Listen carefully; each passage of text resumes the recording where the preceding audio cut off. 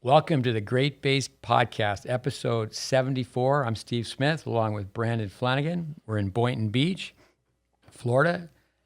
We're filming out of the FM Tennis Performance Center. Tonight, we're going from last week where we had a rookie coach, which we respect. The guy's starting, climbing his way up. And now we're going to a veteran coach, big time, a lot of years. Legend in tennis coaching, Chuck Kriese. Why don't you say a few things about Chuck? Sure. For my tenure at Furman, he was only a few miles away. At Clemson for many years. He was there from 1975 until 2008. He's at Citadel now, which is a military college located in Charleston. He's the head coach of the men's tennis team. But over his tenure in college tennis, he's accumulated 735 match wins, college victories. He's in so many Hall of Fames, the National Collegiate Hall of Fame, South Carolina Tennis Hall of Fame, the Indiana High School Tennis Athletic Hall of Fame, Clemson University Hall of Fame, Tennessee Tech Athletic Hall of Fame, Tennessee Sports Hall of Fame. So he's Mr. Hall of Fame. But as I said, he was at Clemson for many, many years. He's the winningest head coach in ACC history with 685 wins. He had 11 ACC titles when he was at Clemson and 7 Elite Eight berths in the tournament. And he produced 38 All-Americans on his teams. 3-time National Coach of the Year. He's also had positions where he was the director of the Southeast Asian Tennis Federation and also coached the U.S. Junior Davis Cup team. He served as the director of coaching with the very well-run and prodigious JTCC in College Park, Maryland as well. But outside of that, if that wasn't enough, he's authored 6 tennis books, all really, really good books. So Chuck is 72 years young. He's 5 years older than I am. We go back where he started with All-American Sports before I did. Harry Hopman, Mr. Harry Hopman, and Nick Bollettieri worked at the same tennis facility. That was his beginning days. He's one of our pillars, Mr. Hopman, and so it's great to talk to someone like Chuck who spent so many years with him. His book, Total Tennis Training, we used with the Tyler Junior College Tennis Tech curriculum. He's a great speaker. I've made a list of 20 questions. I know you have a list. Actually, we don't even need to have a list of questions. We can just listen to him. Mm-hmm. He needs to be heard for the betterment of tennis.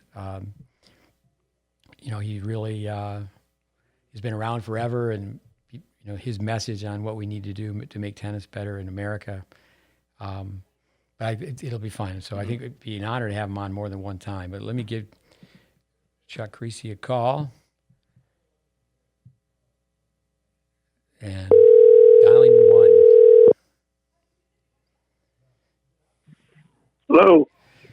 Chuck, Brandon. Yeah, Steve. Brandon and I are pumped to ask you questions, have our audience get the chance to listen to you. We just went through an intro. Okay.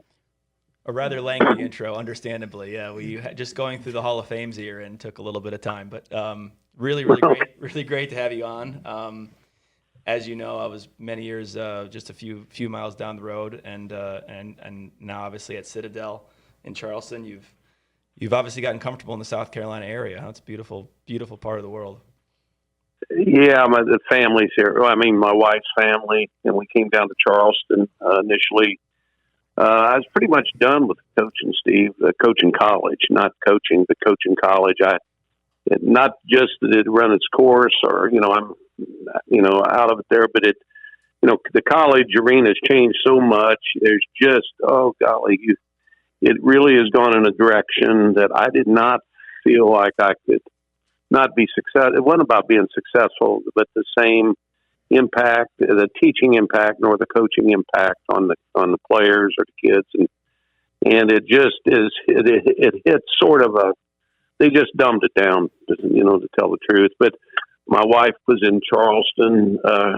She's from Charleston, and her mother was here. So after Clemson went to Thailand for a couple of years and up to College Park, and we're going to come down here and do, just see if I could find some kids to work with, or just keep working with my kids, my own children.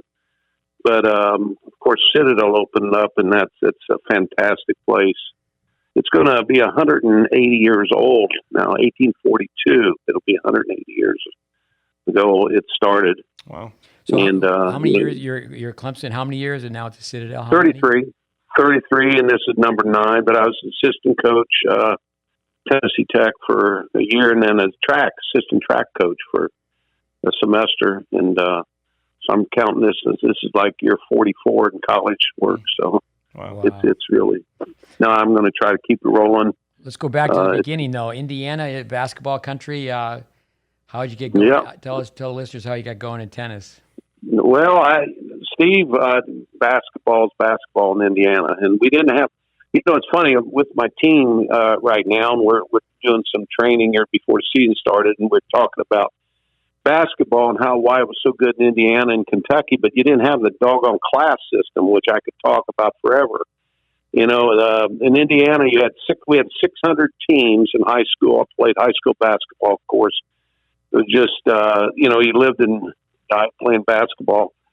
And, so you had 600 teams in the same tournament. That movie Hoosiers, they didn't show that, they showed the sectional, then the regional games, but they had sectional, regional, semi-state, and state finals. You had 600 teams.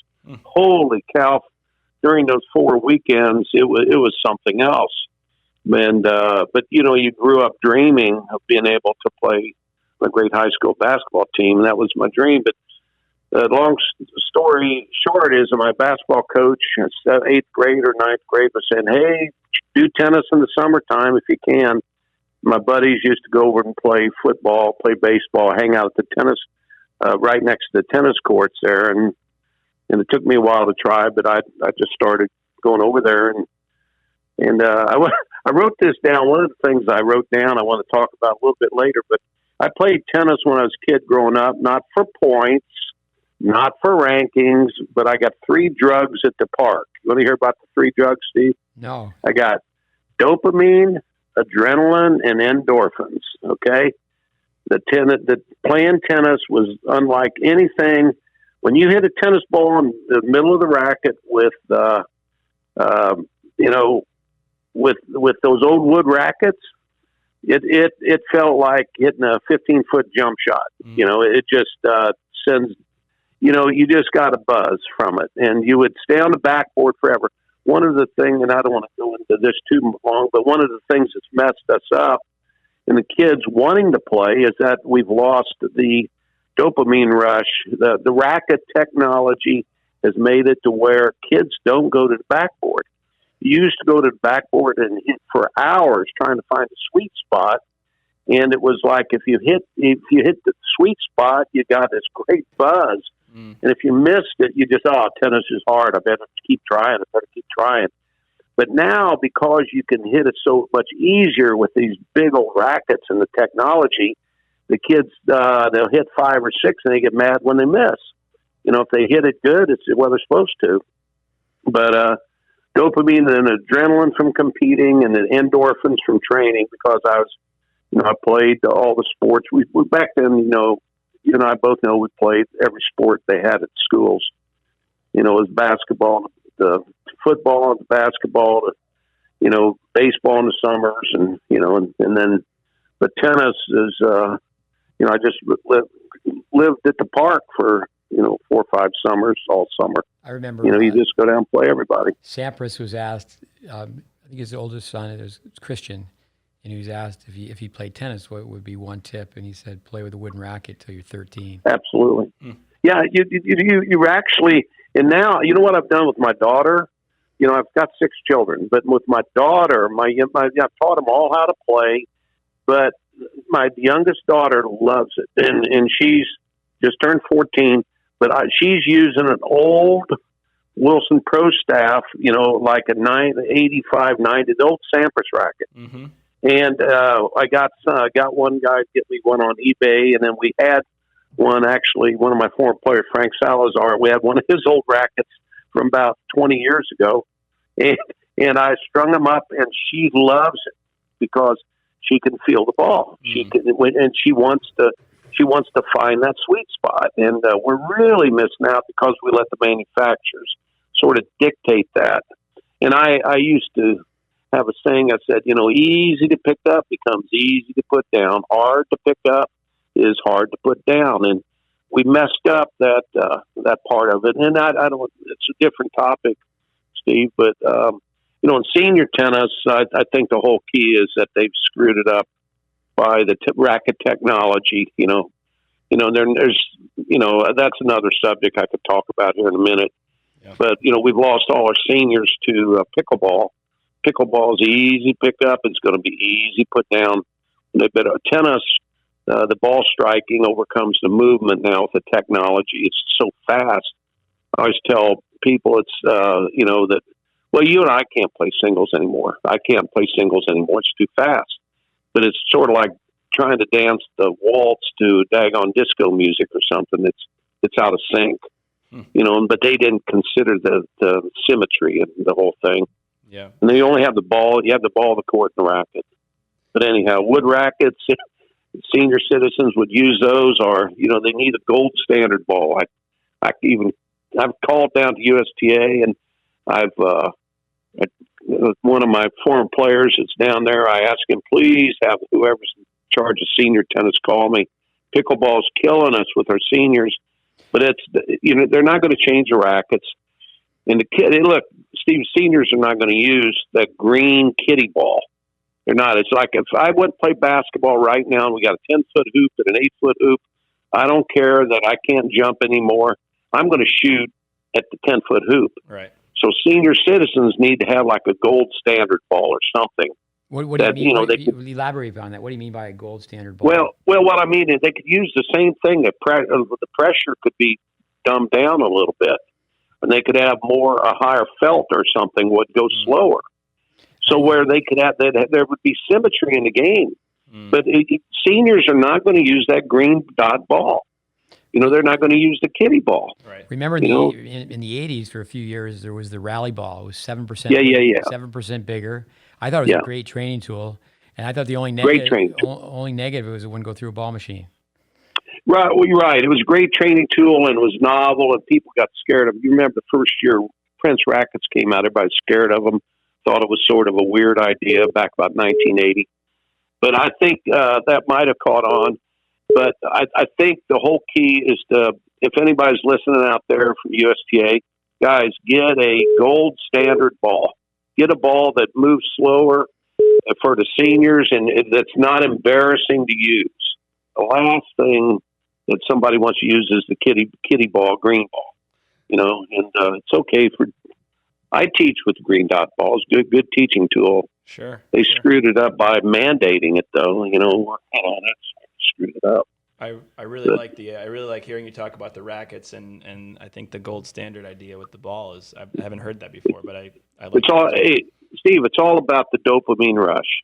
Okay? It's no different than going to the driving range. Anybody that's ever been there.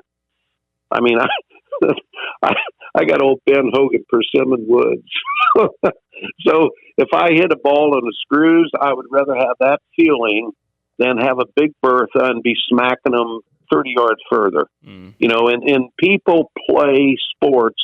It's not for adding up points. They play a lot of it for the aesthetic part of the dopamine rush they get. And we screwed that up, so anyhow. Chuck, with the gold standard, Mr. Hopman was the gold standard.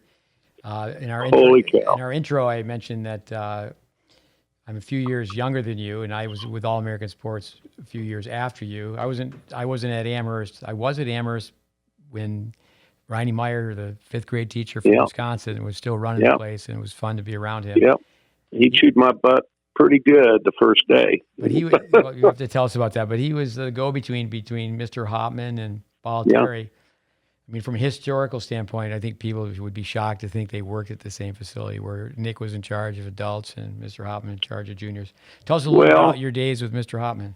It's just by chance. I'm so lucky. See, after college, I wanted to go back and be a high school basketball coach in Indiana. I went back and put in applications. Got a job at a hospital for $70 a week. I was going to type up orders, and my college coach said, "Hey, Chuck, you want to go out? Mr. Harry Hopman, and he is running a camp in Massachusetts. You want to go there?" I said, "Heck yeah." I got $70 a week to work up there, and I was a college graduate in 1972. and went up there, and it was the Harry Hopman / Nick Bollettieri camp, if you could believe those two guys working together. But Mr. Hopman, I didn't know what I was doing. I flew up, and I remember I got off the plane, took a bus. I don't know where when I went in this building, I just laid on a couch and fell asleep and spent the night on a couch. In the morning, all these people were around there. And Mr. Hopman walks in here and said, "Hey, son, what are you doing?" And I told him, my coach called me. He said, "Okay." It was just by chance I got to work in his part of the camp. And, of course, the legend that he is, 20 Davis Cup titles and all that, it was like getting to, go to a basketball coach camp that Johnny Wooden was running or something, and so I just hung on everything. And $70 a week, and I was glad to just be able to work there. So I just, save a little bit of time. I tell you the story how I got into tennis coaching here. Had I not worked for Mr. Hopman, I'd have never been a tennis coach. I got into because he was just like most of my basketball coaches.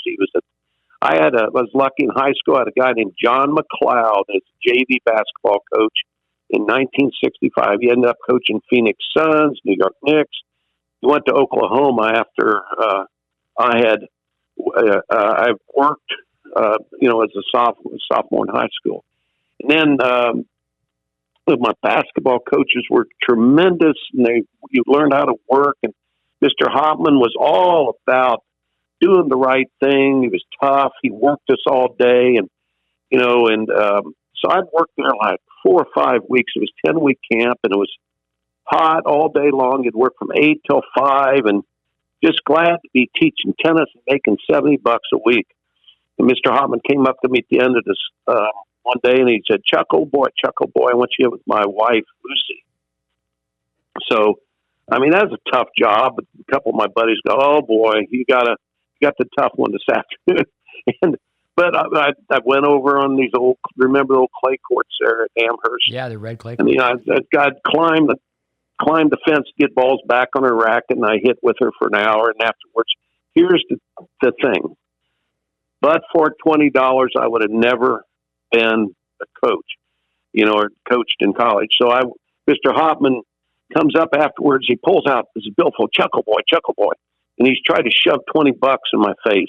Now, I don't know what to tell if this is good. Children listening to this, but $20 back in 1972 was 80 beers. Okay. Red Solo Cup was a quarter of beer. If you can remember that. Yeah. So, and anyhow, and then I'm making $80 a week. And he said, we always give our pro, he called me a pro. And I did my Midwest shuffle. Oh, Mr. Hopman, shucks, I can't not take any money. Thank you, sir. Thank you for, giving me the honor, thank you, sir. And I walked away and said, you idiot, God, it's $20. Well, the next week he did the same exact thing. He tried to shove $20 on me, and I did the same thing. Well, that night I had this note on my door, go see Hop. I go, oh my God, I'm getting fired. Lucy didn't like her lesson. Oh my God, I'm going to get fired. And I was just shaking walking in there. I walked in his room and he said, Chuckle boy, I want you to come work for me or work with us down at Port Washington in New York. I go, whoa. It was a test. He did that stuff all the time. Wow. He used to put money by kids' beds sometimes just to tempt to see if they were bad or would steal. We saw him chase a kid. We saw there was this kid checking out on a Saturday. We saw him, Mr. Hopman, go all the way down the hill, and right in front of his parents, shame him. He turned his pillowcase upside down. About 50 balls rolled out. He knew that the kid was trying to steal balls. One kid tried to get out of running, and we knew it, and we snuck back and tried to get him. Mr. Hopman comes out of the kid's closet. He had been in there waiting for the kid to sneak back. He was unbelievable like that. But he was just testing me and to see if I wanted money or to work with people. And so I went there, and I got a fantastic year. I got 10 years of experience in 1 year, working with his fantastic staff that he had there at Port Washington, and they had all those kids there. that were there training, and he trained them just like basketball. He trained them like athletes. And that's what, Steve, not like, yeah. I was going to say Tony, Not like Tony Palafax and Matt. Tony Palafox, McEnroe. Rod Brand, Matt. Well, yeah, McEnroe was just a little kid. He was Right. like 13 or 14, and they had Vitas Gerulaitis and all those people, you know, and nobody at that time had seen this. Wow, this was the hot spot for all the players, and you know, just it was a fantastic opportunity to dive in and learn. You made a lot of mistakes. He never held the mistakes against you. He would always go up and say, "Hey, you might try to do this. You might try to do that." But you know, so I would. But for $20, I know for a fact if I'd taken the $20, I might have got my 80 beers. And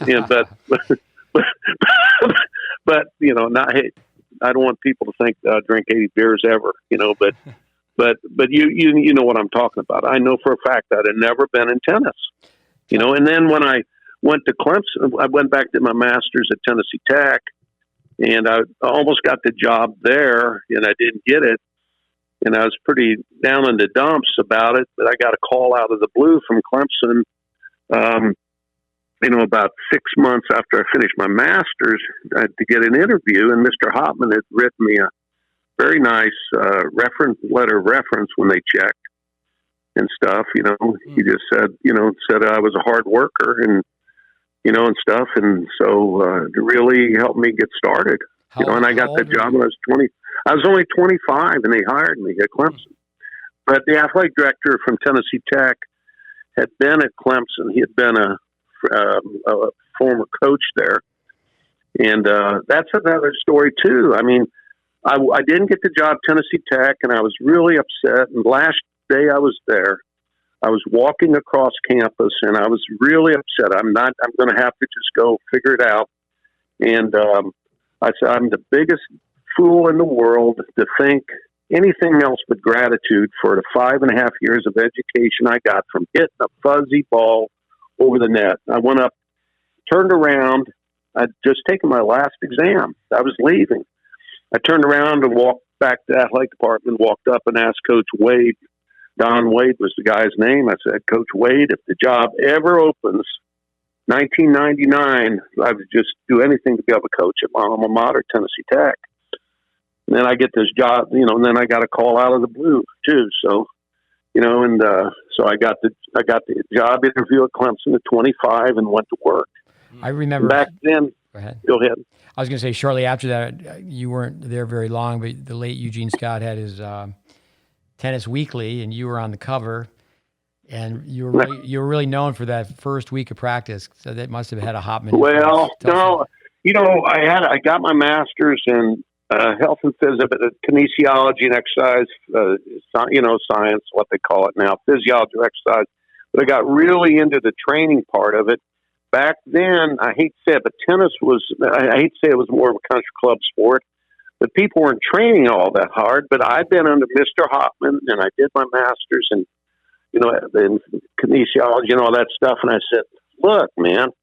And so I started training. When I went to Clemson, and this is the truth, I knew I was going to screw up and they'd fire me within 2 years. Because I said, I was 25 years old. My backup plan, I would go work on my PhD or something at Tennessee.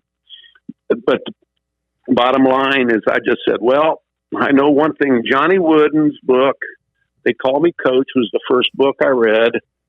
And he said that he prided himself. They knew that they'd be the best conditioned team in the country. And I said, well, we'll be the best conditioned tennis team. So we started just training, and things fell into place. I had 50 kids trying to walk on. The first 3 weeks I was there, you know, I had open tryouts, and all 50 kids, I said, we'll meet at the track, no rackets. We go to the track for the first 3 weeks, and we would just run. We'd run, and pretty soon we were down to about 9 or 10 players. And then, you know, we had some great stories from those people who were the lone survivors at first. So the kids all started calling it Morning Madness, and it became a tradition. And to this day, 44 years of coach, or 42 years being head coach, I've never cut a player, if they made their mile time.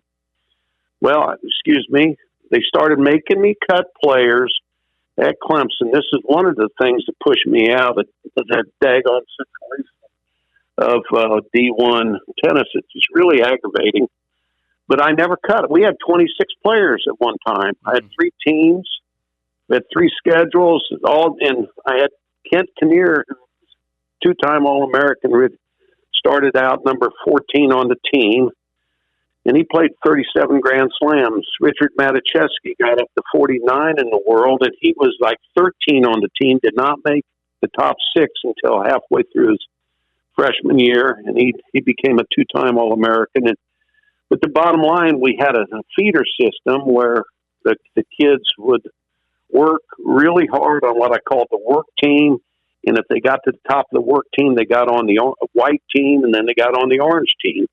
And I had 3 schedules. Well, I never cut anybody if they made their mile time. But then they had this just daggone, I hate proportionality and gender equity. And I make this statement before this gets taken out of context. Title IX was a very, very great rule that very, very, very poorly implemented. It was never meant to crush men's sports. And, and anybody that is in the college sports world knows that. If my daughters, your daughters, everybody's daughters in USA needs opportunity to play sports. I'll be the first one to say that. But the way they implemented it with this proportionality thing, Steve, it just crushed. So I was only allowed to keep 10 players about my last 5 or 6 years at Clemson. Actually, the last 10 years.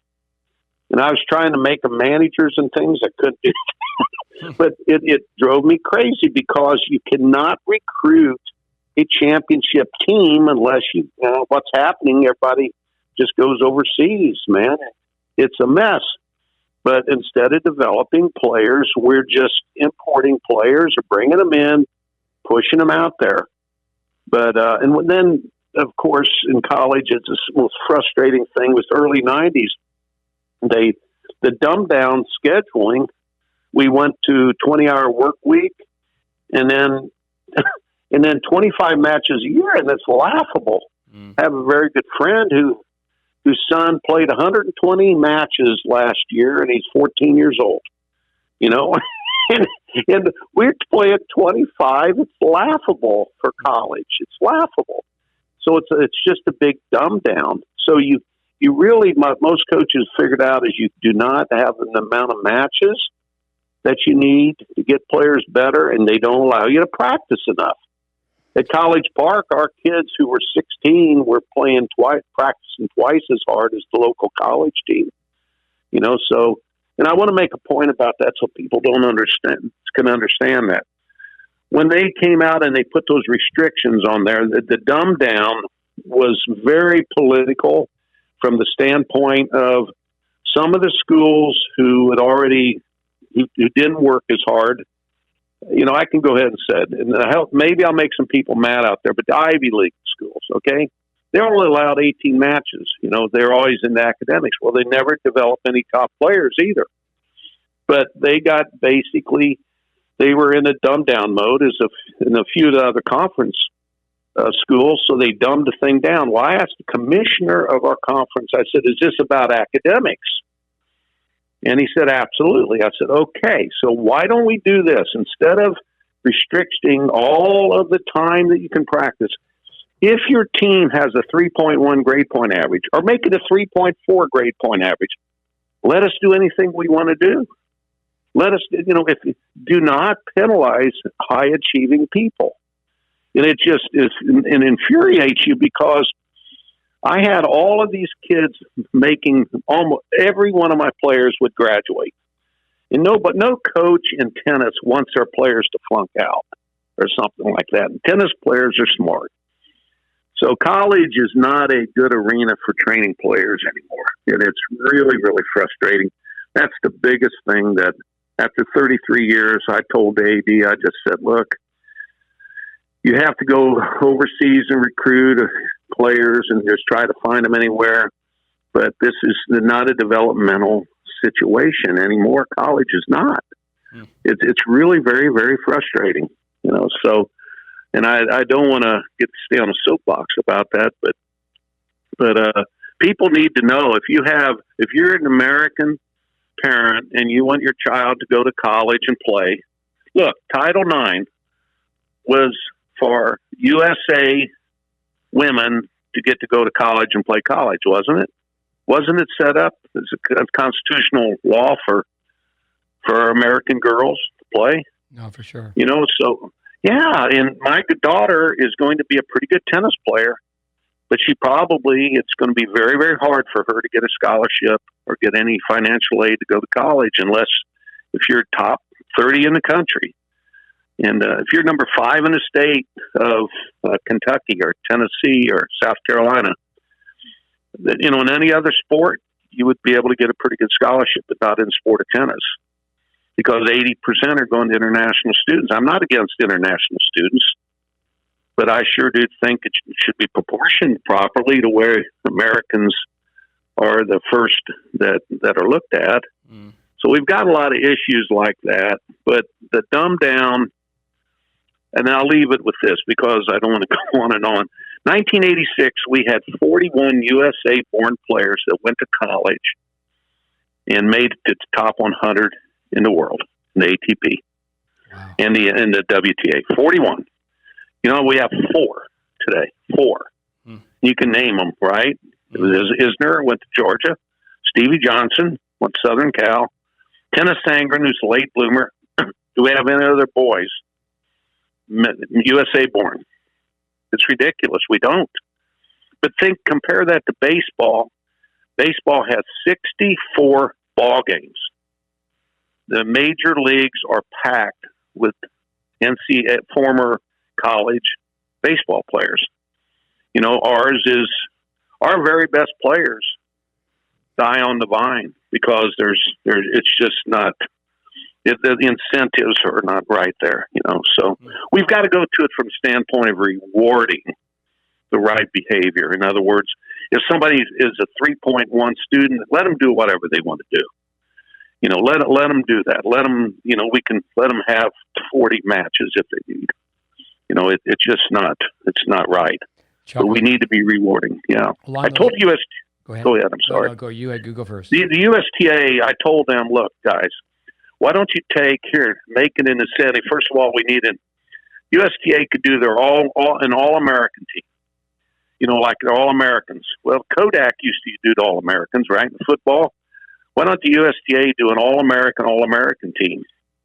And so I'm not against foreigners, but most of our All-Americans are all international students.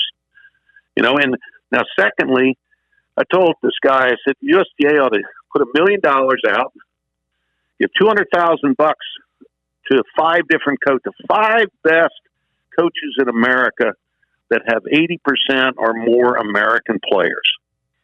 Okay, so if I've got some guy from South America, I got my guy from Kentucky. Well, wait a minute. Let's focus on this guy. All it would take is 5 coaches get $200,000 extra dollars for the program or for them. But we need to incentivize the behavior that we need instead of, everybody saying, "Oh, let's penalize." We don't want to penalize players. We don't want to. You can't make a 2-player restriction and all that stuff like every country in the world does that with their sports like soccer and things. 2 foreign players, but we loaded. Right now it's really it's something I could not hang with anymore, Steve, and that's why I got out of in 2008. But at the Citadel, I have a little different ball game, and it's pretty cool to be able to coach at this place. Chuck, could you elaborate upon I think it's 21 reasons that weakens character to shorten the scoring systems? Well, I can. Don't give us all 21. I could put that on our Facebook. I've been battling for several years. I was in the room in 1979, 78 in Corpus Christi, Texas, when there were 36 coaches in there, and we were going to try no ad for 1 year. Okay.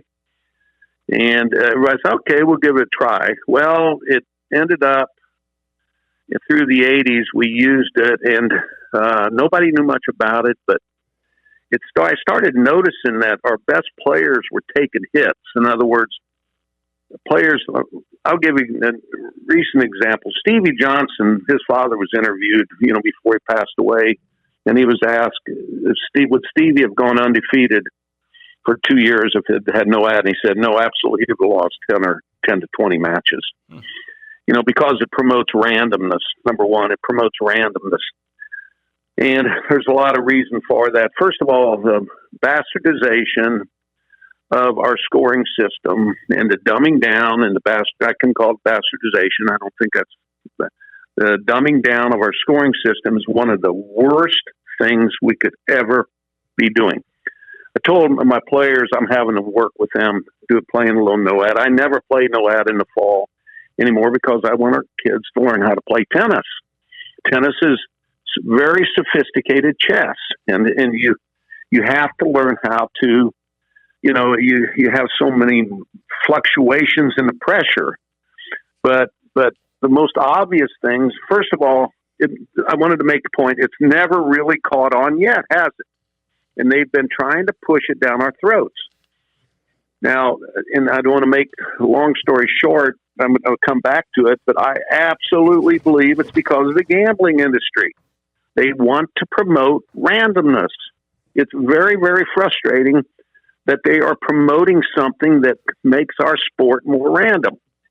Tennis is so consistent that if you work hard and you had developed skill sets with a slice backhand or better technical skills, it's a very, very fair system. The better player is going to win. But with no ad scoring or the tiebreaker for the third set, holy cow. I call it the not so super tiebreaker because it really promotes randomness as well. And why do they want randomness? And of course, I really believe it has a lot to do. They talk so much about the gambling industry. And, but it has to do with people wanting to promote randomness. So to very quickly, couple things for the listeners to listen about no ad, beside it being random results. Game point is now an 8-point swing. You have 1 point that determines an 8-point swing. And I can go in the back door here and say that if you were a basketball player and basketball coach, would it be fair on the opponent's missed shot for you to get 16 points on one shot? And people go, whoa, what? Well, basketball is 2 points, and we have a sport where if you miss, the other guy gets a point. So it's always a 2-point swing. Well, basketball would then, if the missed shot counted 2 for the other person, the other team, it would automatically be a 4-point swing. Well, tennis on game point, it's an 8-point swing. Everybody sees it very obviously at 4-2. If you win that game point, you go up 5-2, or it's 4-3.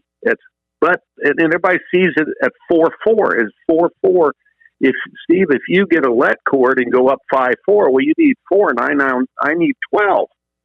But the first game of the match, if you go up by 1-0 lead, it's going to take me 8 points to get ahead the one game that I was going to be ahead if I won that let cord. So consequently, players have learned that if you win 3 points at the right time on game point, instead of it being 3-3, you win 6-0. So the cheating is unbelievable. The cheating is, in junior tennis, we're teaching our kids to work the scoring system more than working on their slice backhand or their kick serves, and then more than the skill set. Okay, so it promotes randomness. It's an 8-point swing, but basketball would be a 16-point swing on one shot. That's ridiculous to think about that. But we have a sport of immediate offense and defensive posture. The 2-point swings always. And so with that, also the war zones are critical. I always talk about the war zones, and my son plays baseball. So in baseball, when you get to a full count, you always have a batter that is fouling a pitch off or taking the ball, fouling pitch off, taking the ball, fouling pitch, and he's always trying to get on base. Well, you have that extended at bat. Not only does the drama intensifies, you also grind down the pitcher.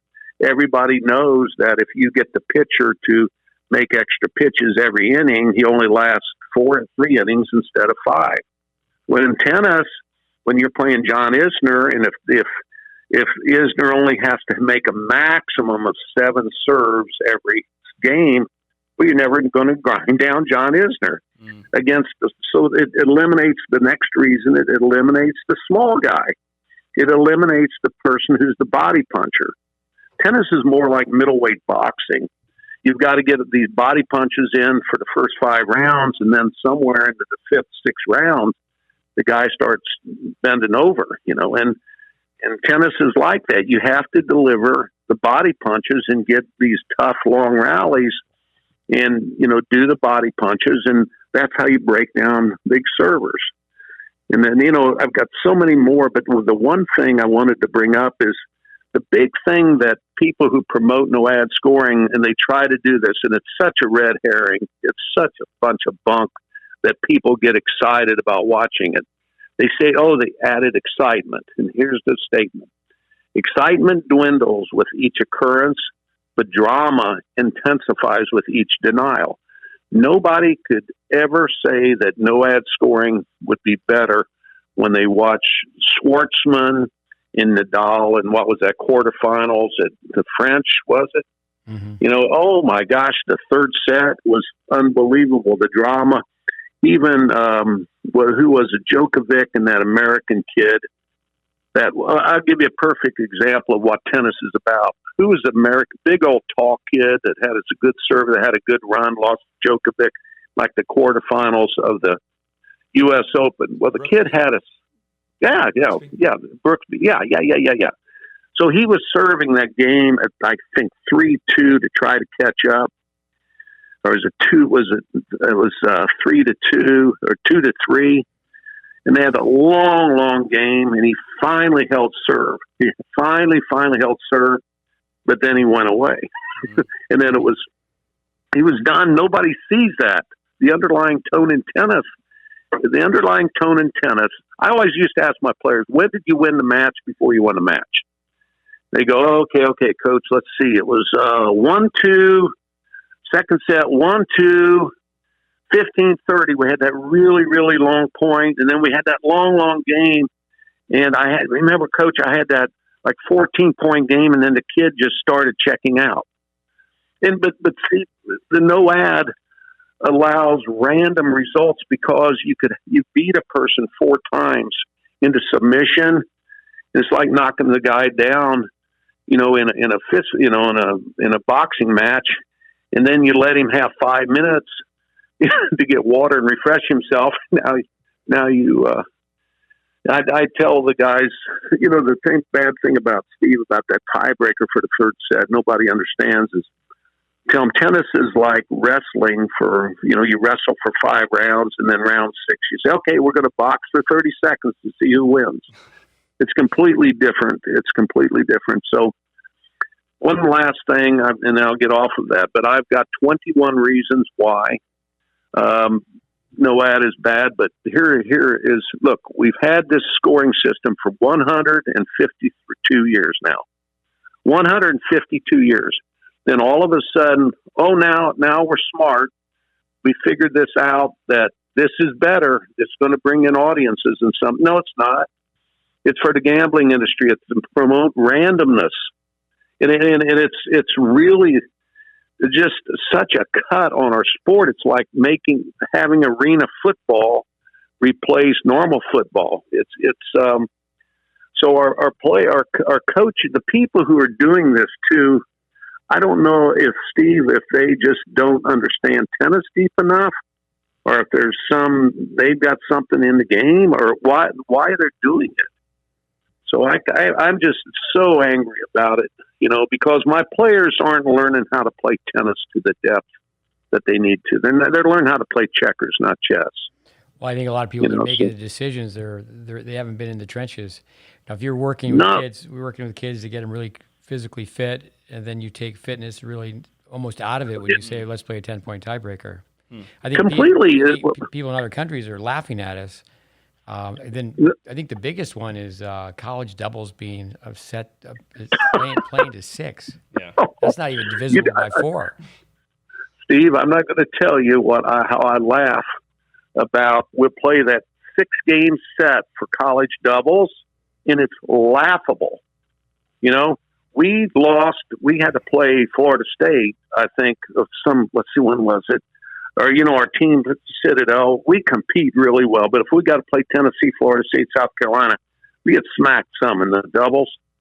I went over and told the ref, listen, we need a long break. Oh, my gosh, that match lasted 14 minutes. My guys are so tired. They're just worn out. I got 3 guys cramping over here. Oh, my gosh. It's laughable. It's laughable. People come to the college match to see it, and, it's halfway done. And they're saying, no, we're going to get it on TV. Well, what a crock of malarkey and red herring that is. That is a red herring to lead us in some other direction. Because here's the point. I always said, well, if you put us on TV, we'll get out there and do hula hoops. We'll do anything you want. But we're never going to be on TV.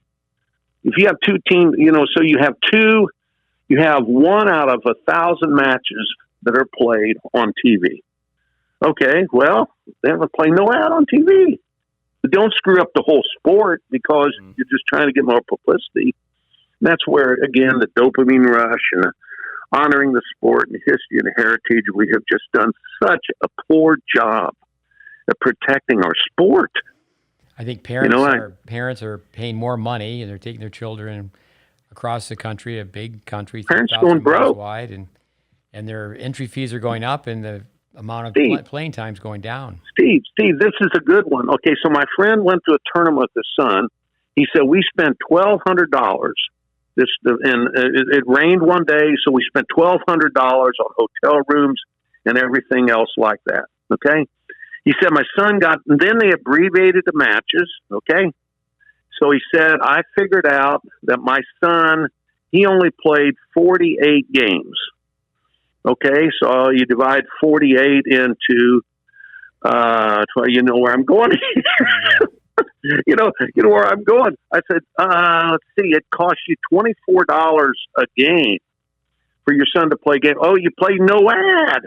Wait a minute, $24 divided by maximum of 7 points. It costs your son, or it costs you $3 a point. Jeez. $3 a point max. Okay, but see, I don't, look, I teach my daughter, so I don't have to pay for lessons or something, but I can't afford my daughter to go around. And so they say they want tennis to be the universal sport or something, but then they just crunch you with, and then these people who are running tournaments, they say, well, we need 38 referees because there's so much cheating going on. And now the referees got unions, and so the referees are charging a bundle of money. And then the USTA has a thing called what was it? They call it a tournament tax or some player tax. They tack on $3 or $4. So this is not what it's meant to be. Okay, so I did want to say something if I got a chance to.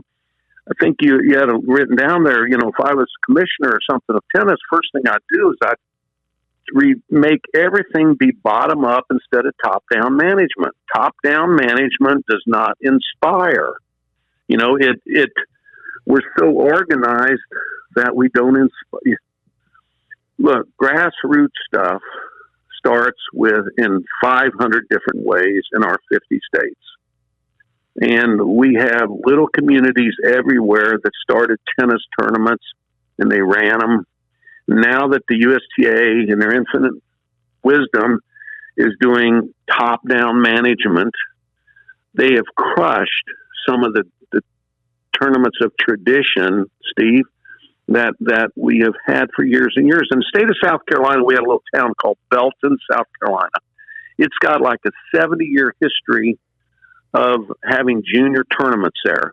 The biggest, if you ask any kid growing up, would you rather be number one in the state of South Carolina or win Belton? Hands down, I'd like to be a Belton champion. Do you know that tournament has been reduced now to like a level, I don't know, level 4 blue group? I don't even understand the stuff, you know? So it's really, it's awful. So that tournament now is almost gone. It's almost gone.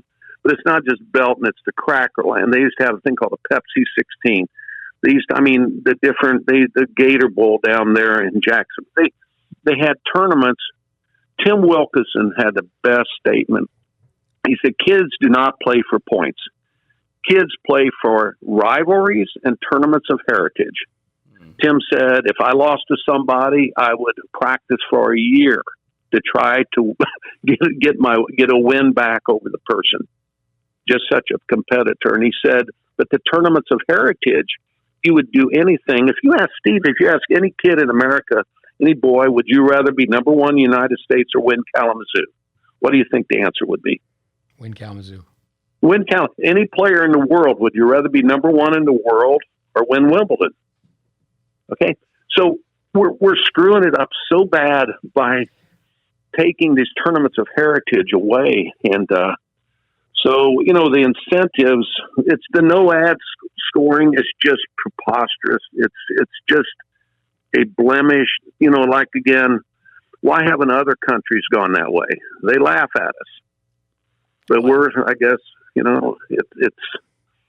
I would argue. Go ahead. Go ahead. I'm sorry. No, I'm sorry. I was just going to say it was sad with the UTR where kids are so obsessed by that. I know Dave Howell started it, copied a lot. It was a spin-off of the French system. Dave Fish really promoted it. Right. And the UTR was to try to have more matches with less expense. Okay. And that's so I talked to Dave Fish when I was still coaching at Clemson. I talked to him and I said, we actually need a rating system. I said, because ideally, you'd ranked about 50 kids. We had kids who were ranked 358. The worst thing was when they started using computers and they'd rank 300 kids, and you'd have a kid call and say, Coach, I moved up from number 351 to number 258 or something. And you didn't want to tell the kid, well, that's good, you made 100 jumps, but still, that's not good enough. So, they used to use computers to measure every step of the way. I used to say you keep fog on top of the mountain until the kids are too high up to turn back. You never show kids how hard something is when they're going up the mountain. You kill their dreams if you do that. So the UTR, it was a good idea. I felt a rating system would be good from about 50 to about 350 or something like that. You could have a rating system. You need a ranking system for the top 50 or so you know who actually is the best player. I think you always need that. So Dave Howe's brilliant man, and Daryl Cummins up there in Virginia Beach. Hats off to those guys. Daryl and Dave and what's his name? Fish was there. He did a lot, but Daryl and those guys were primarily trying to service a high school program and trying to get more energy going with different things. It was a brilliant idea, and they perfected it. But here's the point. This is the statement. The UTR is great for an individual kid to look and see where he is, but they should never let him look at anybody else's because he sizes it up. It is the worst thing in the world for kids to go to a tournament and say, oh my gosh, I'm a 9.1 here, and if I'm playing a 9.8 and there's just no chance that I have to win that, or I'm playing an 8.5 and I'll have a bad loss. I mean, it's just preposterous that they're doing this. It's an unintended consequence, Steve. I don't think they thought about that, but they need to shut down your view of anybody else's UTR. I don't know any of my guys' UTRs on the team. I don't know any of the UTRs from the people I recruit. I just I just know if a person's good or not. And if they're a good human being and they work hard and they've got good fundamentals, they're going to get better. But this UTR is, my friend Andy Johnston, this is a great one. So Andy's got a son that's doing really, really well in tennis. Andy coached at Clemson for 17 years. He had 6 ACC titles, and he ended up on the football staff, actually. He called me and said, Chuck, do you know what this UTR is? I said, Andy, it's this thing, it's this, and you got to do this. It's good if the kid maybe he uses as something to know where he's at, but it's really bad. I don't know about all that. He said, but all I know is I thought I had a UTR one time, but I put a little cream on it and it went away. I don't know if I could say that over the air, but I did, didn't I? That's good. That's good. And I just died laughing. But no, look, the UTR, the good thing about it is the rating thing, and they're trying to connect tennis, they're trying to connect people. I'm against one-level tournaments where everybody's the same UTR. I'm for tournaments like we used to do. Early 2 rounds, you would play somebody that was less than you. Middle rounds, you'd play somebody like you. Semis and finals, you play somebody that's better than you usually, and that's how you made jumps. Every coach knows that you've got to do a third. If you want to schedule properly, you schedule below you, you schedule even with you, and above you. I have to go see my AD every year. And he says, how are you doing this scheduling? I said, sir, I've got 4 levels. Can't win, could win, should win, going to win.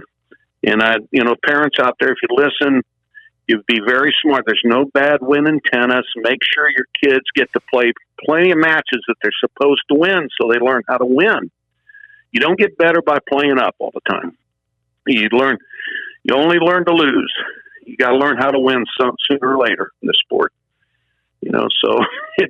But anyhow, the UTR thing it's got some brilliance to it, but then the ideas are great, and I love that they're starting to pay people to win tournaments. That's because of the silly college rule that we had to, put in, or they put in. Do you know about that, don't you? Since 2012 or so. No, go ahead and share that with us. Okay, so always you had to be an amateur to play tennis. I just know, I think they'll probably send the hitman after me or something. I've been around too long. But so about mid-90s, about 94 schools got in trouble for, having players that maybe had taken money, okay?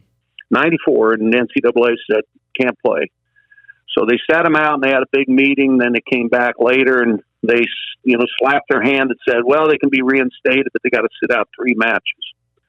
Well, the coaches are recruiting players that had already taken money from overseas, primarily because nobody could check on the internet. They said, we got to sit out 3 matches. Really? Now the floodgates opened. Everybody started recruiting a lot of players. And I'm not saying people just cheat and all that stuff. I'm not just going to talk about that, but we were the only country in the world pretty much just have all amateurs. And you know that because you've had your own sons and playing, right?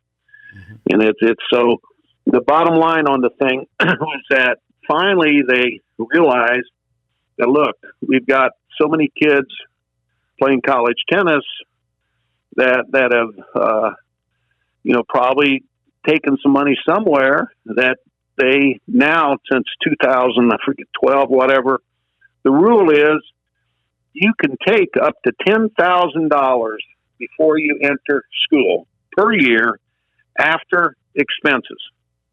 Okay? $10,000 per year. Well, that's everybody except the top 300 in the world, pretty much. Yeah. And so basically now players, you're allowed to take money as long as you can prove that they want some expense receipts and all that stuff, but you can make up to $10,000.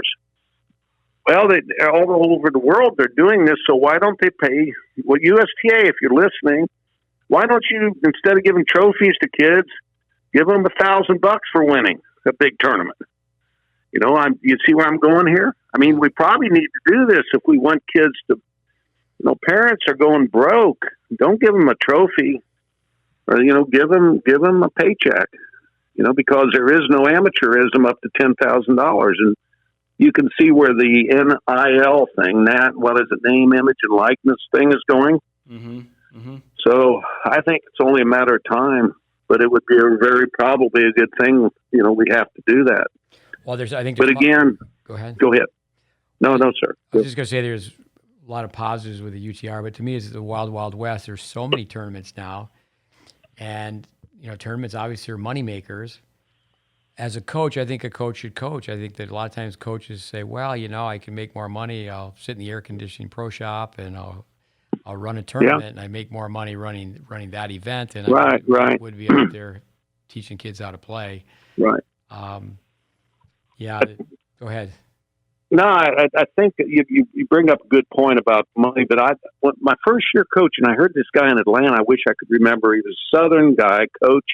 Dang, but he gave his best talk, and he said there's 6 reasons people are motivated. He said either financial reward, material reward, but he said don't forget appreciation, association, self-improvement, and service to others. I go, So, most people, we've got to make a living, but association, when you have something that's really important, like Belton, South Carolina tournament, they used to have 20 workers there just because they just wanted to be part of that. And tennis is that kind of sport. You get great workers who just want to be part of things. Association, appreciation. When you show appreciation to people, it's a rare thing now. People, just taking the time to be kind. We've never had more communication and less relationships in the world, have we? Then self-improvement is a big, big reason we want our kids playing. We don't want our kids to just play for material reasons. We want them to understand the greatest learning tool in the world. I'm telling my players all the time, most of my players are not going to try to play pro tennis at the level we're at. We have 2 or 3 that are doing real well.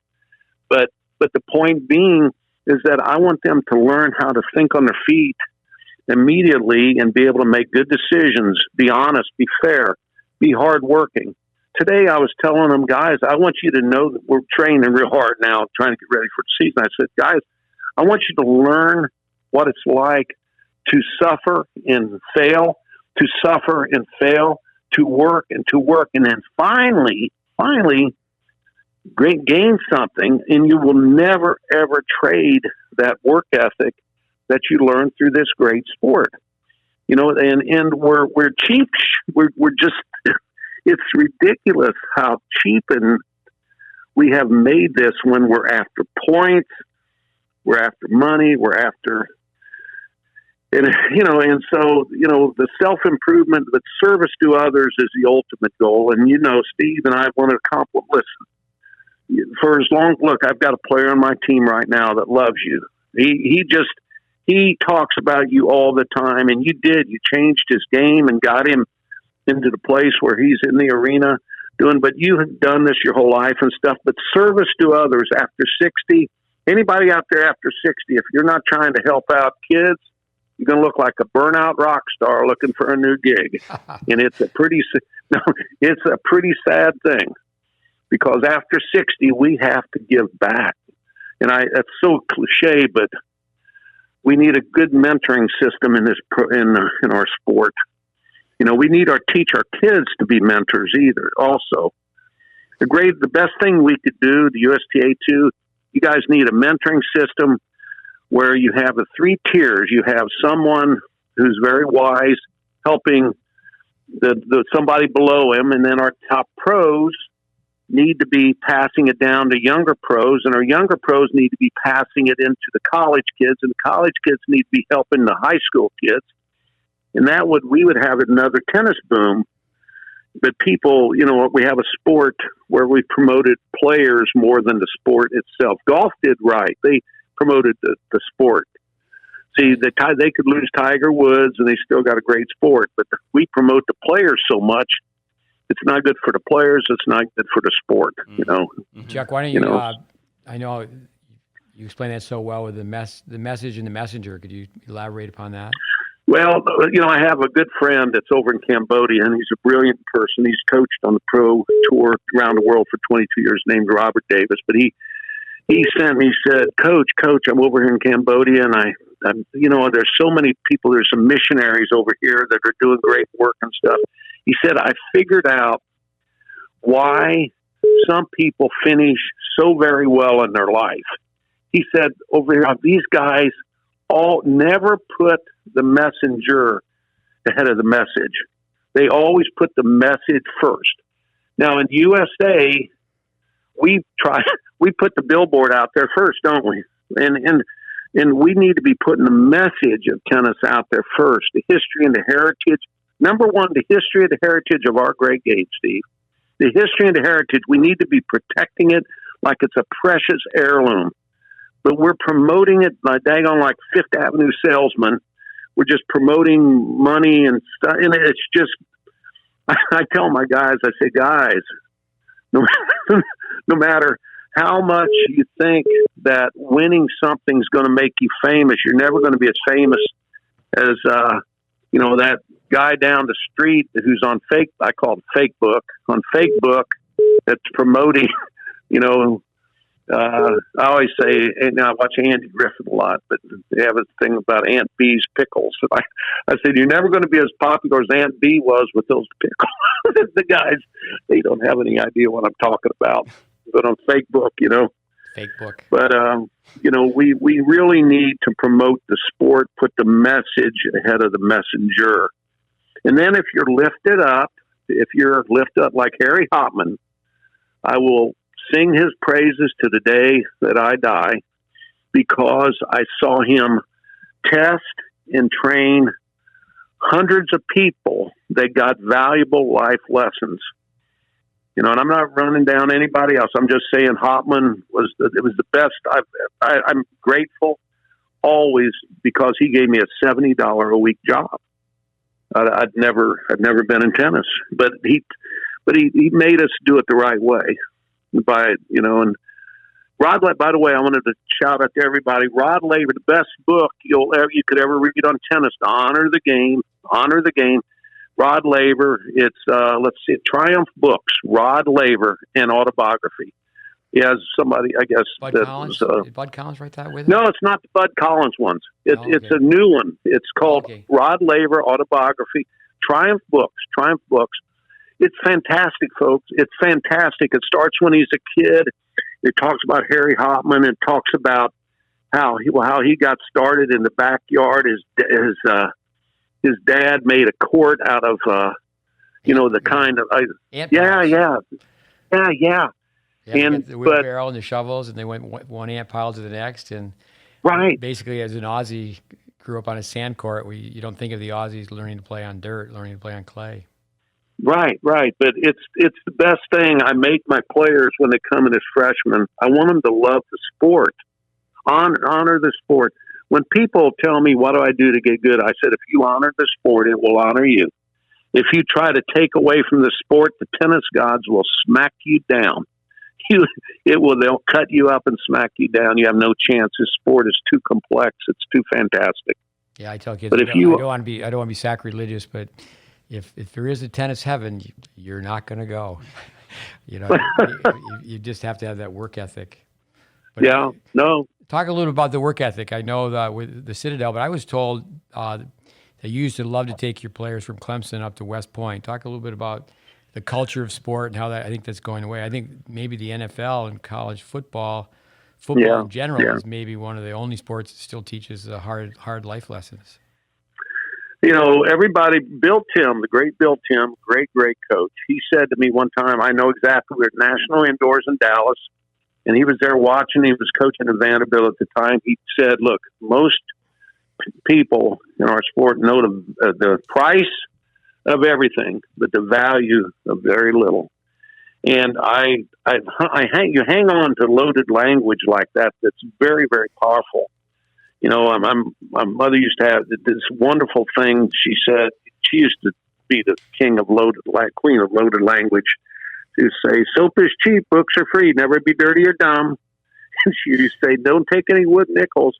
Best thing I ever heard, though, was the world promises you buckets of rhinestones, but God gives you the chance to make one diamond with your life. That's pretty powerful. You have to think about that one. But Bill Tim said, everybody knows the price of everything, the value of very little.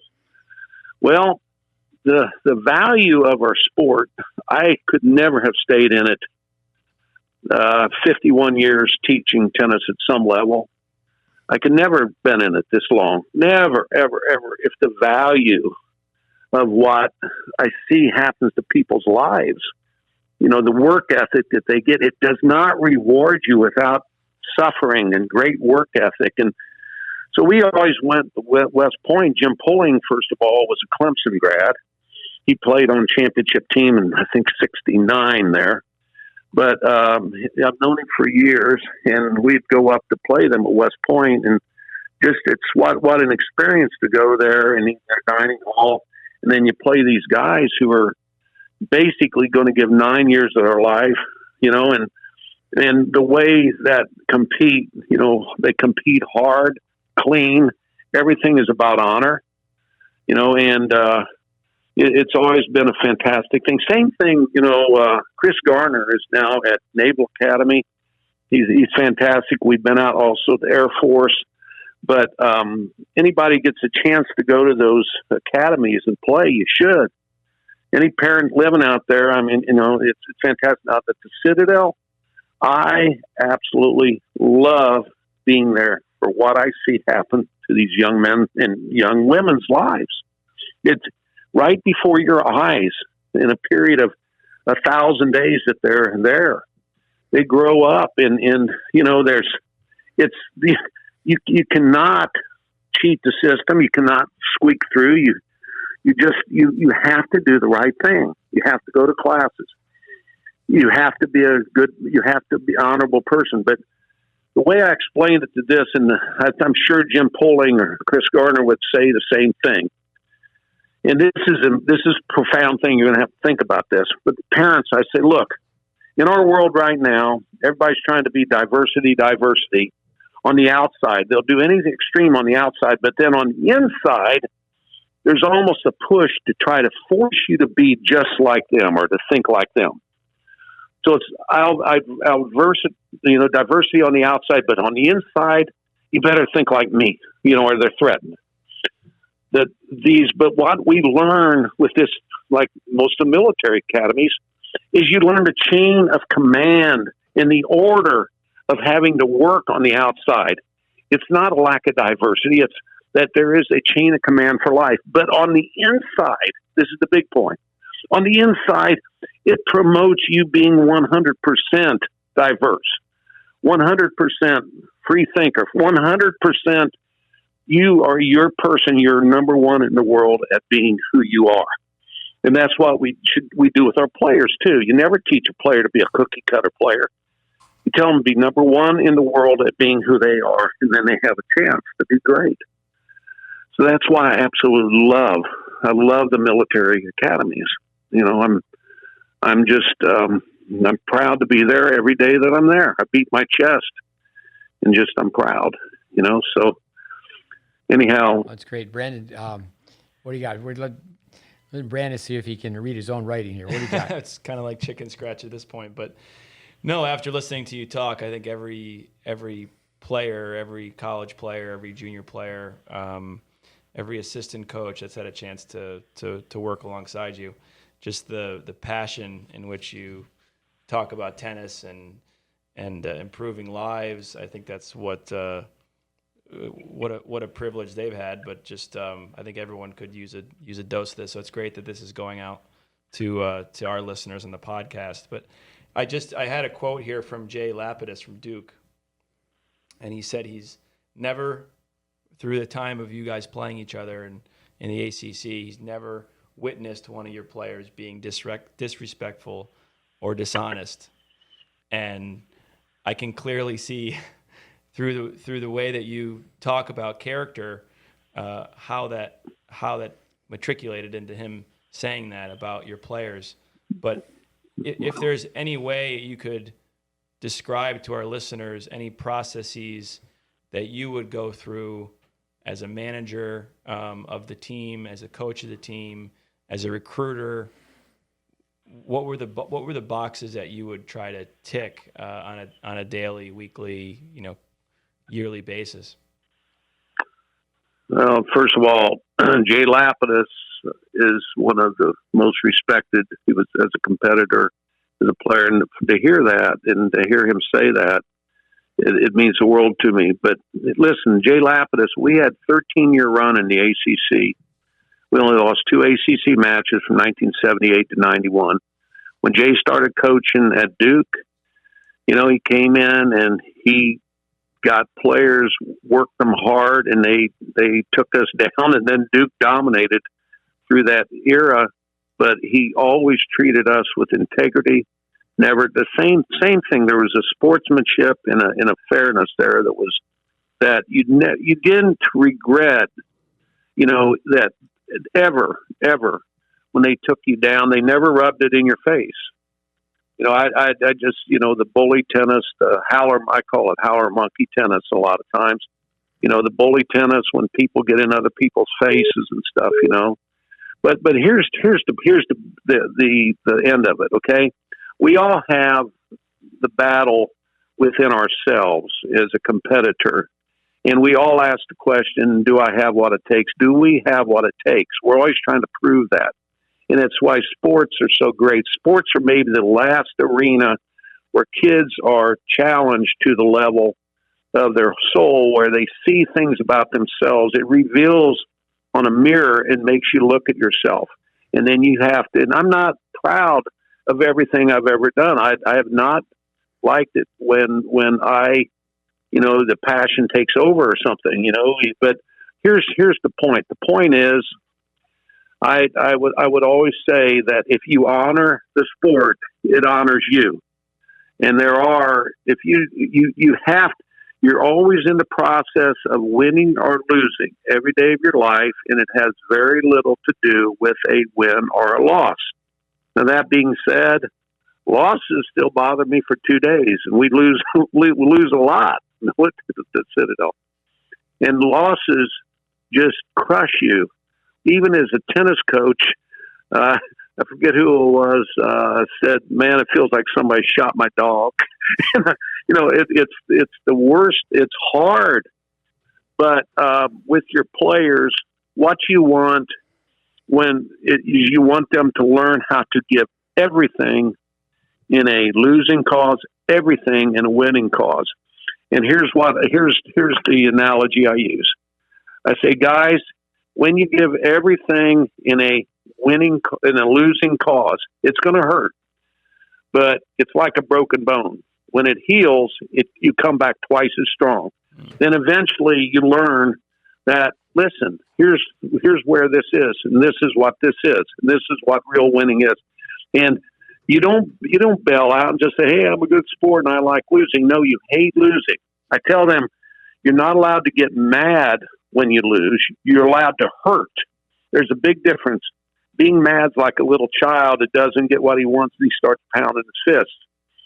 The hurting is where I want you, because that teaches you. The pain teaches you. But with the losing, when you lose and you give your best, it's like a broken bone that when it heals, it becomes twice as strong. Now, if you don't give your best and you lose, it's still going to hurt. But it's like a virus or a disease that follows you around and you never quite get over it. I call it the Q virus, the quitter virus, and when you get hurt, when you hurt, it hurts, but boy, you have caused a long-term deal when you don't give your best. So I live by this, and I told a guy today, we're having 3 out of 5 set challenge matches to practice. I was telling him, look, you have good goods, good bads, bad goods, and bad bads in this sport. A good is you do your very best and it works out. You had a good bad today. You gave everything you had and you lost. and you've got to just give them the credit and move on. The worst thing you could have, listen, all you parents out there, the worst thing you could have is a bad good, a participation trophy. Giving the kids something they didn't earn. You cheat and win. That's a bad good. A lot of times things are, it's not what happens to you, it's what happens inside of you. But the bad goods make you rot inside, makes you weak. Bad goods turn to bad bads. And so that's sort of the way that I do it. And, but I couldn't say enough about Jay Lapidus. He didn't, maybe get enough credit for turning that program into such a great program. Ramsey Smith's coaching there now, but their sport, and sportsmanship isn't about just being the happiest loser. A lot of people say, good sport, you're the happiest loser. No, you hurt badly, but you try to find a way to turn a bad into a good by doing, do the next right thing, do the next right thing. Do the next right thing, do it the right way, and do it right now. Jay, and it's really, really hard to do. Jay was a player, too. I remember watching him at the U.S. Open.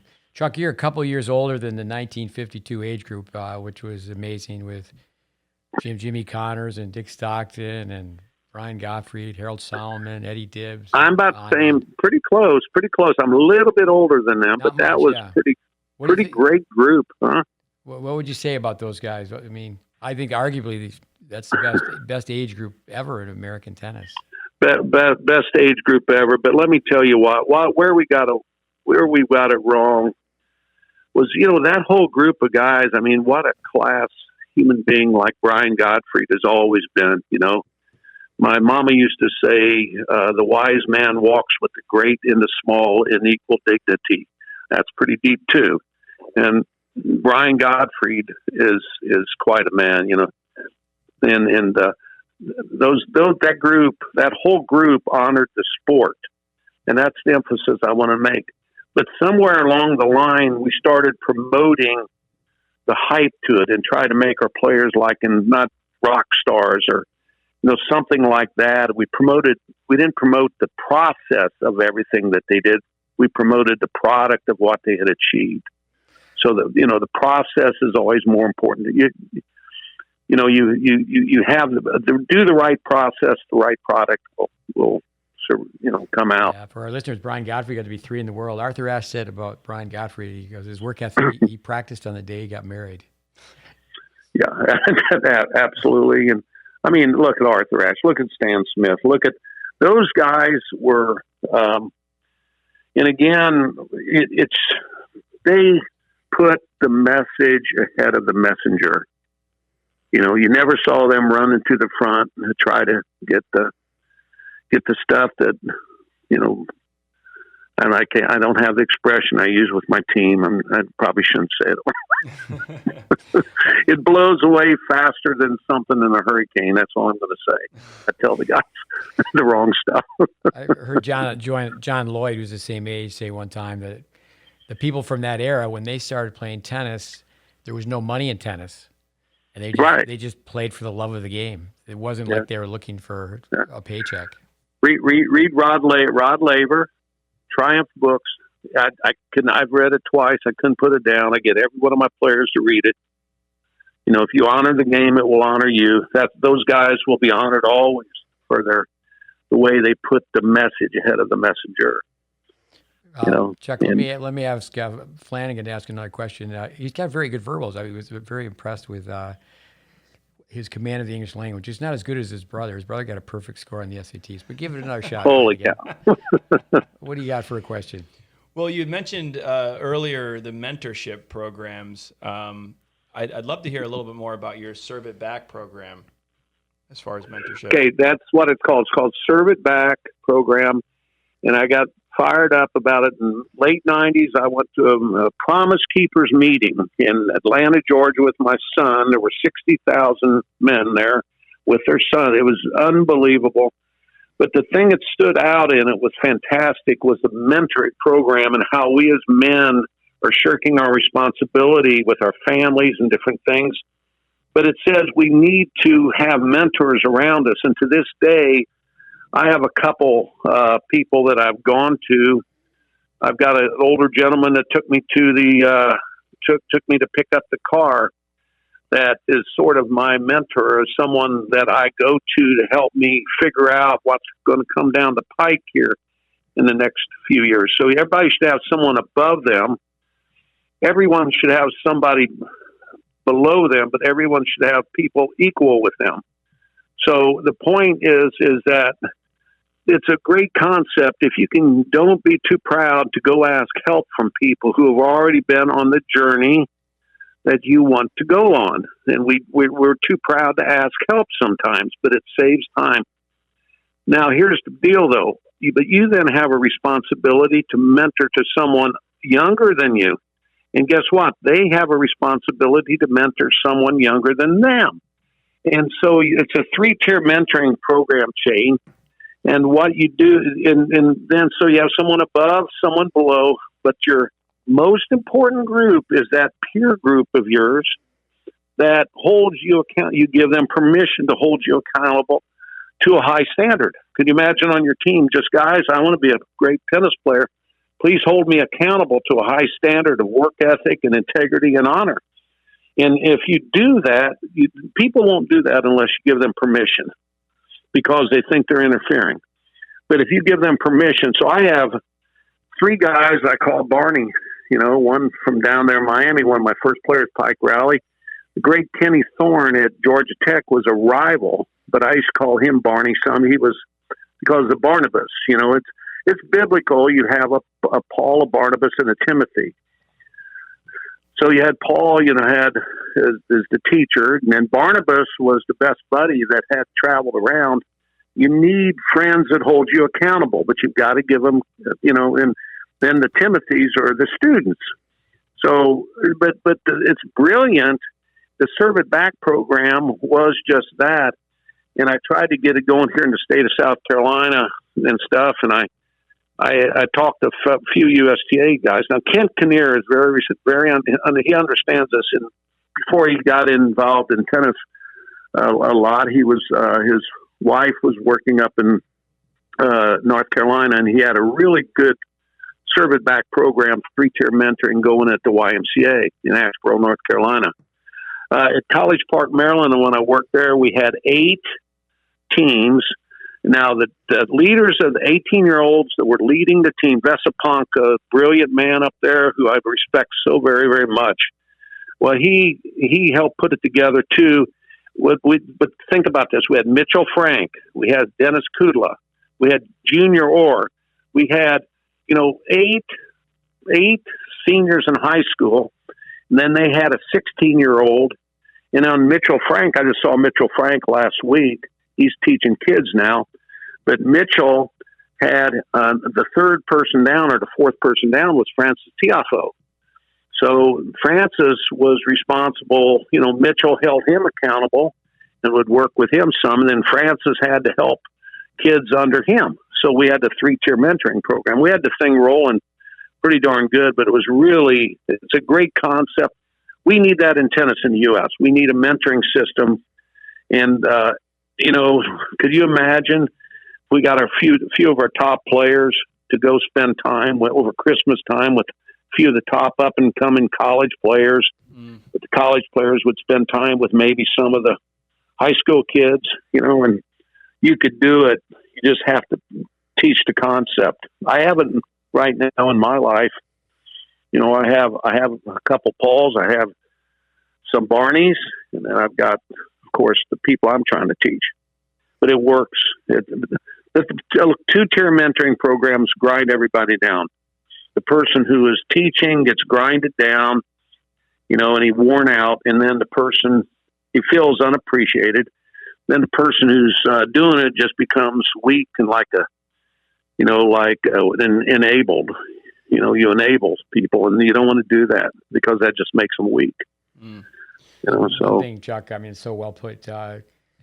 We had Ed Crass on, and he mentioned how he's promoting one-on-one doubles where he learned first learned that drill from you. But we just gave him. I'd like to do this for you here in a few minutes. Is ask you just some questions just so you could say a few things about different players. But he mentioned one of your players, Kent Kinnear. We said, who's the hardest worker that you've ever met? He mentioned Kent Kinnear. But I want to cry on He's one of them. I want to cry on your shoulder for just a minute. My son, Mikhail, goes to a Jesuit school. It's many, many years ago. Now he's, 30, soon to be, 32 years old. So there's a father-son retreat. They have approximately 90 students in the senior class, but on this retreat, it's 30 fathers, 30 sons. 79-year-old priest running the event. It's overnight, so we show up for lunch. We're going to have lunch, dinner, breakfast, lunch, and then we check out. They start the retreat by having us watch, after we have our lunch, and again, we stay overnight, we watch the movie Chariots of Fire. And the 79-year-old priest goes, we're going to watch this film and then discuss it. I just looked at my son, because we do that type of thing all the time. But anyway, the last meal, lunch, I mean, I've been in the kid business since I was a kid, so I could just hear all the chirping. And the kids were going, Dad, the food sucks here. Dad, let's go to, let's go to Bennigan's, or let's go to TGIF Fridays, wherever they wanted to go. And so there's 30 boys, 30 fathers. And of course, my son says, hey, can we go eat someplace else? And I said, and the sandwiches are already made. I mean, it's just tuna fish, bologna, nothing fancy. And of course, I said, over my dead body, are we going to leave? Only 3 kids stayed for lunch, 3 out of 30. The food was already prepared. I mean, I just couldn't believe it. And I'm thinking my father, he would have been in the parking lot, calling the other fathers back. And that's just, and obviously it's a school, the Jesuits, I mean, to respect the education, but it's like, whoa. I mean, how can that happen? So I think Bobby Knight, I mean, you probably could talk about Bobby Knight forever with Indiana basketball, but he said the level of parenting, it just has gone down. What are your comments on that? You've been around parents for a long, long time. I'm gonna give all parents this thing here. You're gonna love this real quick. I'll try to make it simple. Several times in my career, I've had a strong-willed player come up to me, get in my face, and you always say you mold the will, you don't break the spirit. It's easier to tame roaring tigers than to inspire timid pussycats. I love strong-willed kids. However, when they come up, get in my face, about the last 15 years, I've realized something. I said, well, listen, first of all, thank you. They go, what? No. You only hurt the ones you love. You talk back to me because I'll forgive you. I care about you enough that I'll forgive you. You would never say to a stranger what you just said to me. You would never trade, and I tell the kids, you would never talk to somebody like you talked to your parents just then. But here's the thing. It's because they love you and they'll forgive you. However, we're in this arena, you're not allowed to do this. And, then I take them to the office and talk to them. I said, in the office, we can have our disagreements, but in this arena, I have to be the boss. It's not me. It's not Chuck Kriese. It's the fact that this is the position that I'm in, and so the point being with the parents is, so going on with this, my son, who's just 16, he turned 15. Remember, he's coming downstairs one day, and I said, son, you got to do this and this and this. And he burred up, and he came down, and he said, he sort of got my face eye to eye, and I didn't know whether to hug him or hit him, because it's like it's part of his manhood is that he's got this thing where he wants to be in charge now. But all you parents out there, this is a normal process. However, kids want to be disciplined. Kids want fences. Kids want to be told no.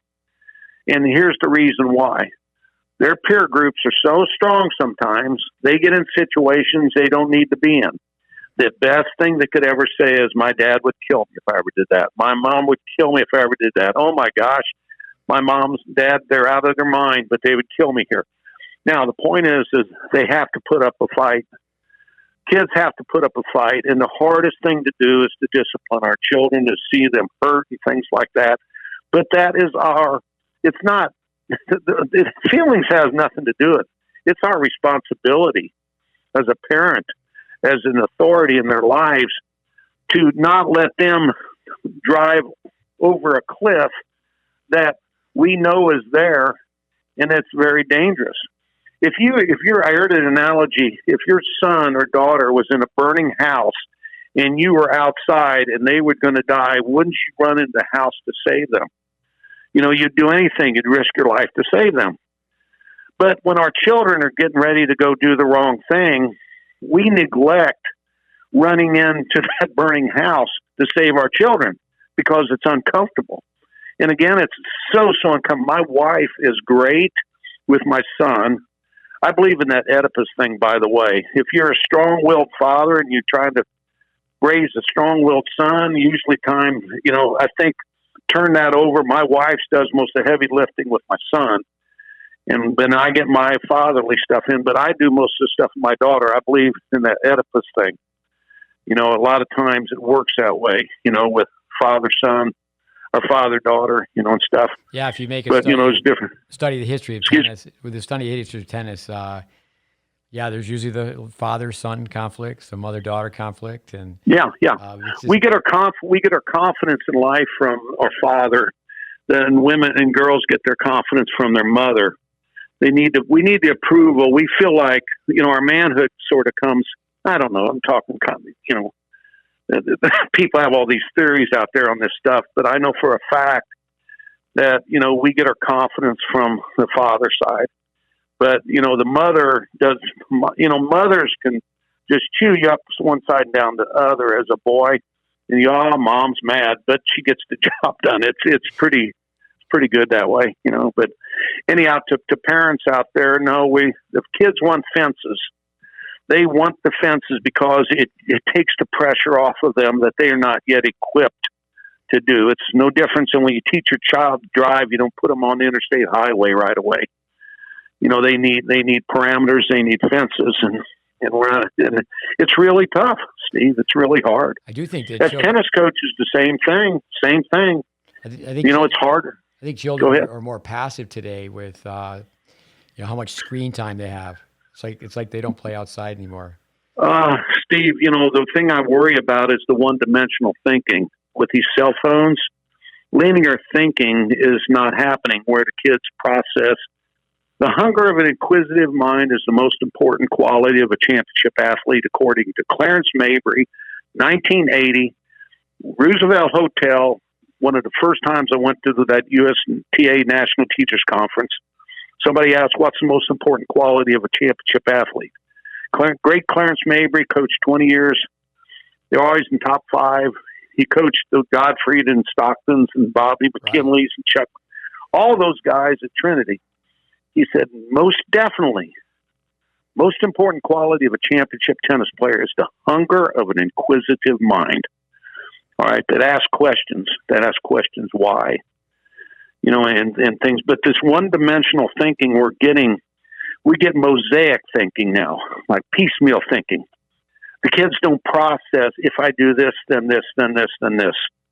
They're after a result, and consequently their minds are not processing things, and it's scaring the daylights out of me for my children, and we think we have a handle on it, but we're sort of getting addicted to this stuff too now, aren't we? Yeah, it's Clarence Mabry, the old Roosevelt Hotel. I can remember sitting next to him when he was basically emceeing the whole event. What a personality! Oh. But actually, our listeners, when we preach red zone, yellow zone, green zone, that comes from the John Newcomb family tennis book that Clarence Mabry wrote.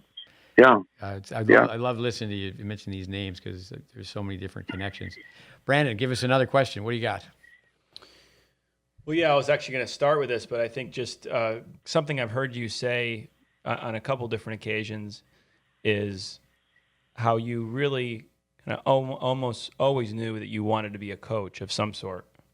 Right. Yeah. And kind of after that, you talk about just the responsibility and the honor of being a coach. But I think it would be really, really great, and where I've kind of come across that is just to have you talk about your history as far as, enjoying coaching and the responsibility of coaches. Because I think, as you know, we're down here in South Florida, and it is a rather flashy area to be, and there's a lot of money motivated tennis coaches down here.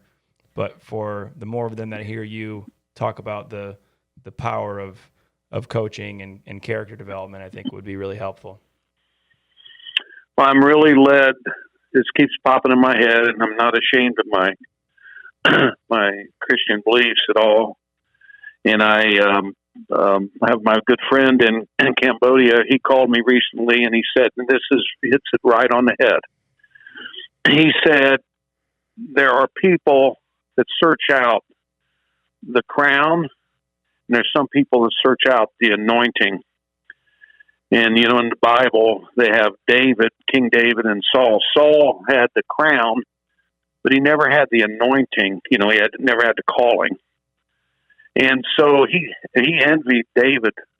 He always envied David. Now, David, from the young boy, had an anointing to do something, and then he was given the crown as well. And so, I can say this without a thing. I'm not saying, hey, I had such an anointing or something like that. But we've been called, if you don't do the work you've been called to do, it may never get done. And that's from a little play called Christie I saw in the mountains of Tennessee one time. I remember that quote. You don't do the work you've been called to do, it may never get done. And the point I really, really believe is that we're very, very fortunate if we are able to find something in our lives that makes something much more meaningful than monetary, much more meaningful than the hype and the stuff that blows away, so quickly, that goes away, that blows away, that doesn't mean anything at the end of the day.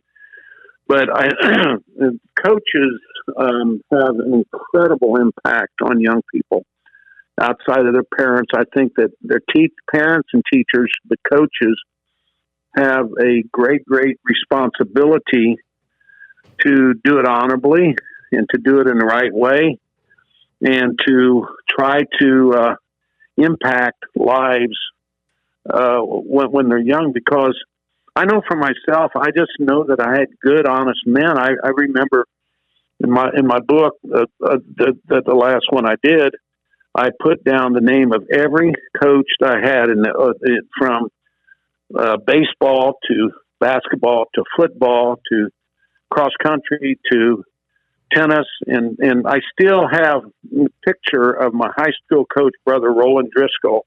I went to all boys Catholic high school in Indianapolis. He died at 97 years old, and I've got his obituary picture in in my car right above where you put your sunglasses and stuff. So I see Brother Roland. I still remember his voice. And, but he just, I remember their voices because their voices were more than a simple direction or something. Their voices were passionate, and they really, for the good or for the bad, and it's just like you still hear your mom or dad's voice forever. But no, I never wanted to be anything else but a coach because I wanted to be a basketball coach, but I was led in this direction, and I've never regretted one day, in my whole life being a coach. It's frustrating. It's hard. It hurts when things don't go the right way, but we need to understand how important coaches are because with our kids, sports about the only place where they're going to learn passion and how it translates into something very, very good. It's not just emotions.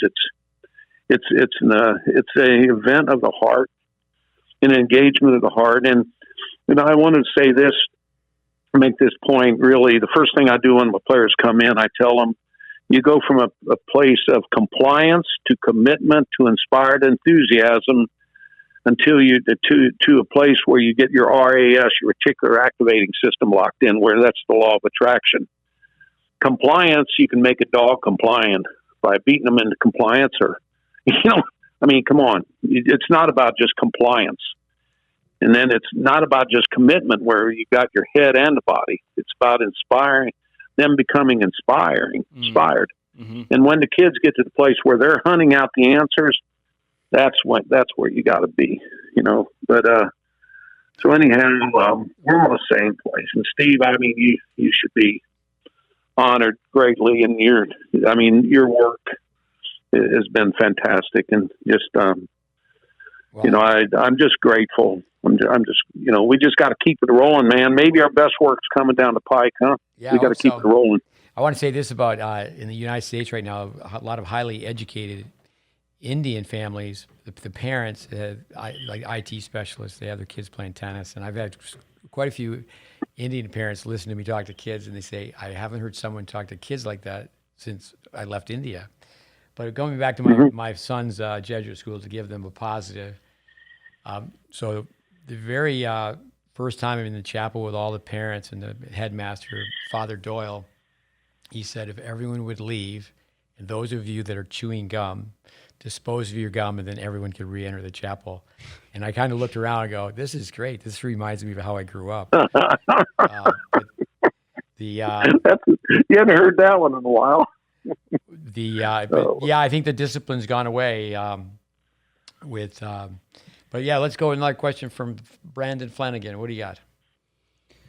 Well, I'd love to kind of circle back to the scoring system and one last time, and the simplicity of maybe what we've seen with I didn't live during this time, but the 70s with pickup tennis and the tennis boom. But now you're seeing that with pickleball.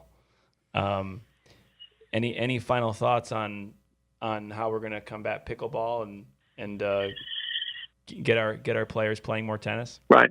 Well, I had a little thing I did on the sleeping giants of tennis in the United States, and very quickly I'll get to the pickleball very quickly here. But some of the sleeping giants, the obvious ones are high school tennis, where we have such great facilities and so many, you know, it could be so much better. College tennis is now a giant that used to be. We're losing players like crazy. After 22, about 22 to 35 is a whole age group that we need something for. You know, that's a huge sleeping giant. Small town tennis USA. Small town tennis, you know, over 74% of our professional athletes come from towns less than 50,000 people. So that's a place, that's a sleeping giant. But the big one I wanted to hit on that you've asked about was the pickleball thing. We're losing all of our senior tennis players, and I think the whole thing is this. It is all about the symmetry has been lost. Vic Braden would come to College Park a lot before he died, and of course I'd hang on everything he would say. I'd always, you know, he was like the great experiment of Thomas Edison. He could be the Thomas Edison of tennis, right? Because he was always trying to figure things out. He said, this statistic I won't forget, he said, with the wood rackets, the average rally from one player to the next and back was 3.9 seconds, nearly 4 seconds.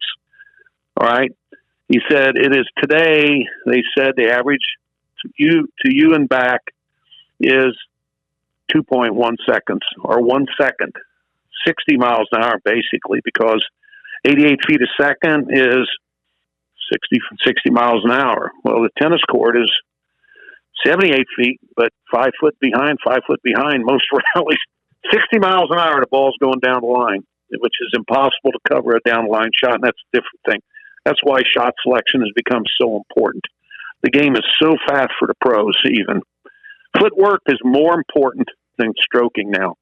It really is, because if you can't do the symmetry is just so fast. So what happens when the ball's going so fast is that the ball striking has overcome the movement. The symmetry has been lost. So you have, it's literally like trying to dance a slow dance to fast music, and you can't do it. So old people, when they go play, I'll hit with my daughter, but I'll stand in the corner and rally with her. I can't run to catch up, and I could play with, if I used old wood rackets, I could play with somebody my age in the symmetry, and I could at least play doubles or something. Doubles, if you're really good enough, you could play doubles. That's why Ed Crass's one-on-one doubles is so good, because you still have the symmetry. But again, that's what has been lost. Pickleball, we'll see, but it's a social game. Again, it's easy to pick up, to be easy to put down. Right now, it's a social game, and my kids could play it the first time they ever tried. My wife could play it the first time she ever tried. Anybody can go out and play right away. But we're making a big mistake thinking that it is on the same par with tennis. Mm. You know, tennis is like great classical music, the greatest artist of all time.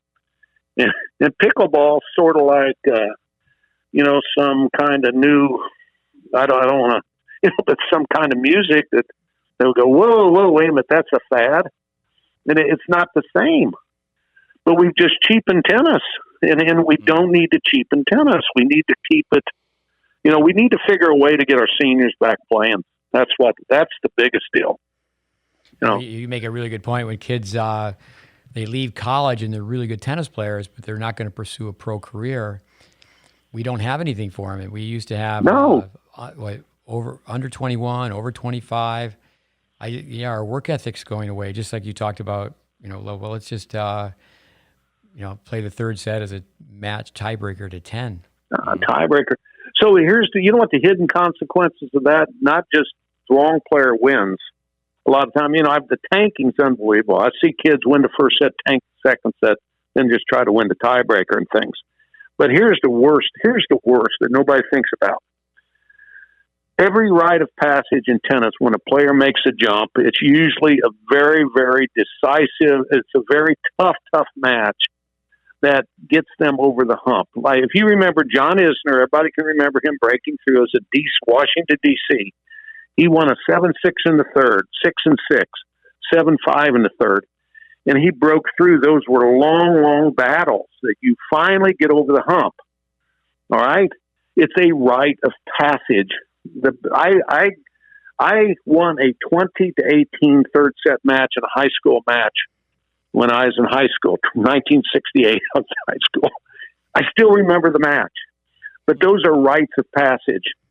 Okay? Now, when you win a tiebreaker for the third set, it's sort of like kissing Aunt Sally. It's not really a kiss. The kids will win. It's not that big a deal. But that's not a rite of passage. But here is the bigger thing. When you lose 7-5 in the third, and it crushes you, every time you've got to go back and you've got to sort of decide, do I love the sport enough to continue? Agassi in his book was saying, he was selling his rackets at one time. But every player gets to the place where they say, I've had enough of this. I can't do it. Then they pick it up and they go, no, I'm going to try again. And usually that breakdown leads to a breakthrough. And the point is, it's got to hurt enough, again, getting back. It's got to be painful to lose. You don't get mad. It hurts.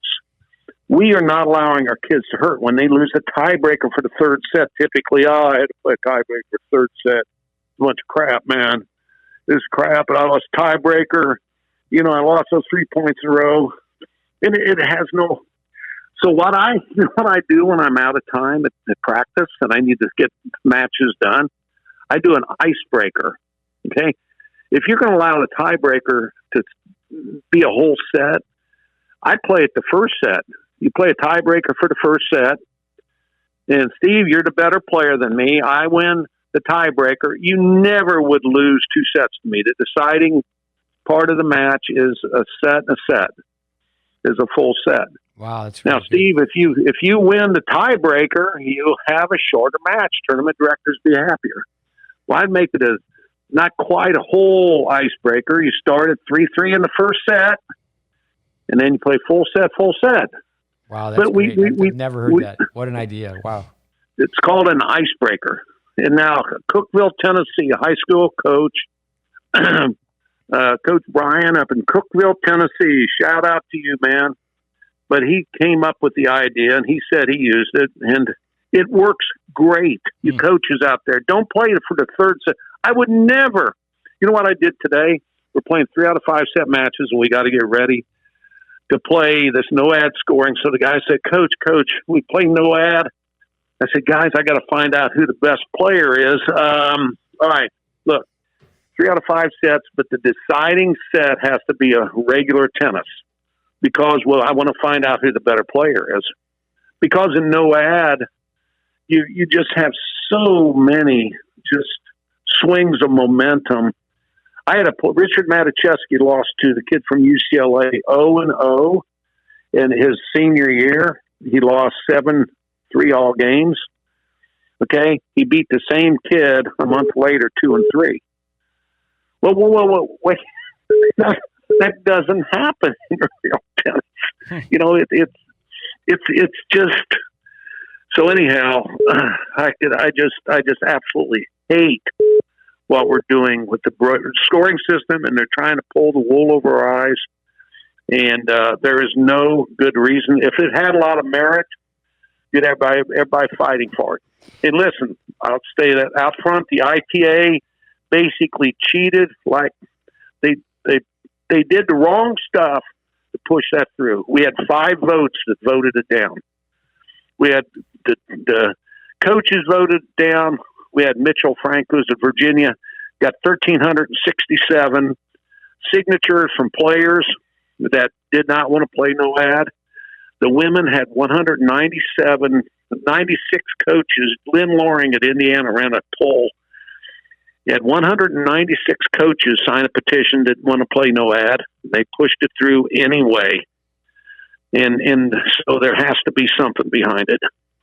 You know, and here's my theory. I tell everybody out there, they want your kids to play no ad scoring. They pushed it into the junior. They got college, then they push it down into the juniors.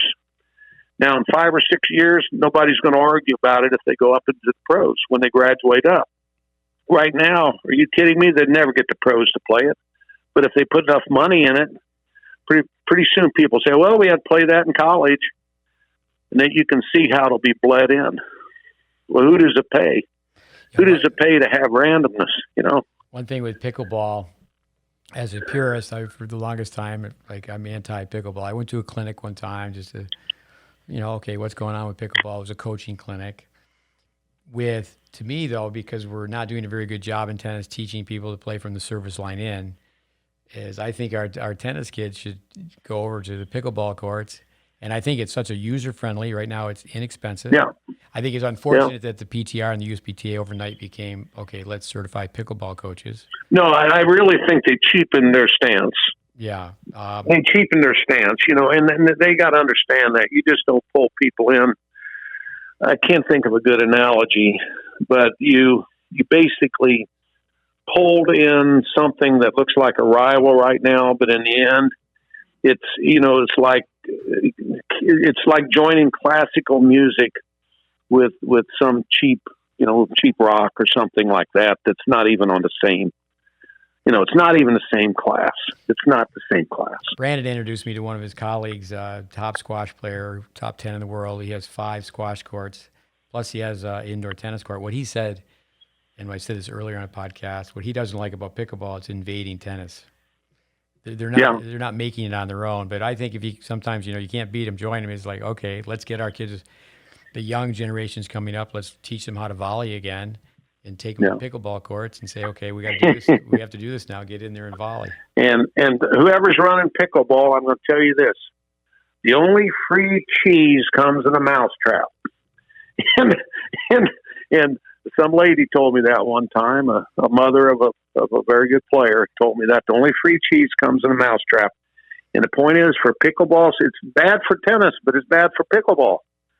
You're good enough, stand alone, but pretty soon. What will happen is they look at financial things. I think they've all panicked because of this daggone virus stuff, and they're sort of looking at that so much, Steve. They're not looking at the long term. Here's the thing, USTA. Let me tell you, history and the heritage of the game. Everything should be based around people having to learn the history, the heritage. Our kids should absolutely be able to honor this great sport they're getting into with the learning about the past players and the history. And, we need to honor our traditions. And we don't need to stay up with, just fads. And so if we did that, then we have something that, the people would look at it as much more than just some after school activity. That's just a real nice thing here. Well, with the governing body tennis, your alumni, tell us, actually we have an Irish student who's helping us with producing this podcast, and think about Owen Casey over in Ireland. Oh yeah, Owen. But you have in this country, you've got go from Jay Berger to Kent Kinnear. There's certainly others. I mean, Des Dunes, John Des Dunes was one of the, We've had a lot of guys who've gone to work. I worked for the USTA. I did a lot for early 80s, as Junior Davis Cup coach. And that was a great system, actually. As the 87s when they started that player development thing. Right. But we always had the Junior Davis Cup teams. But I did a lot of stuff back in then. And, the thing is, it's much needed. And we need an organization that leads us. And, it adds to what we were all about. But what happens almost always, you see Ford versus Ferrari. Yep. People out there, you guys saw it. I love that movie. I saw it 5 times. Wow. But I've got so many tennis analogies about how I love the way that Matt Damon talked to Henry Ford. He said, "Mr. Ford, you cannot win Le Mans by committee. In USTA, we cannot win Wimbledon and all these by committee. It's not done that way. You need the backing of these great organizations.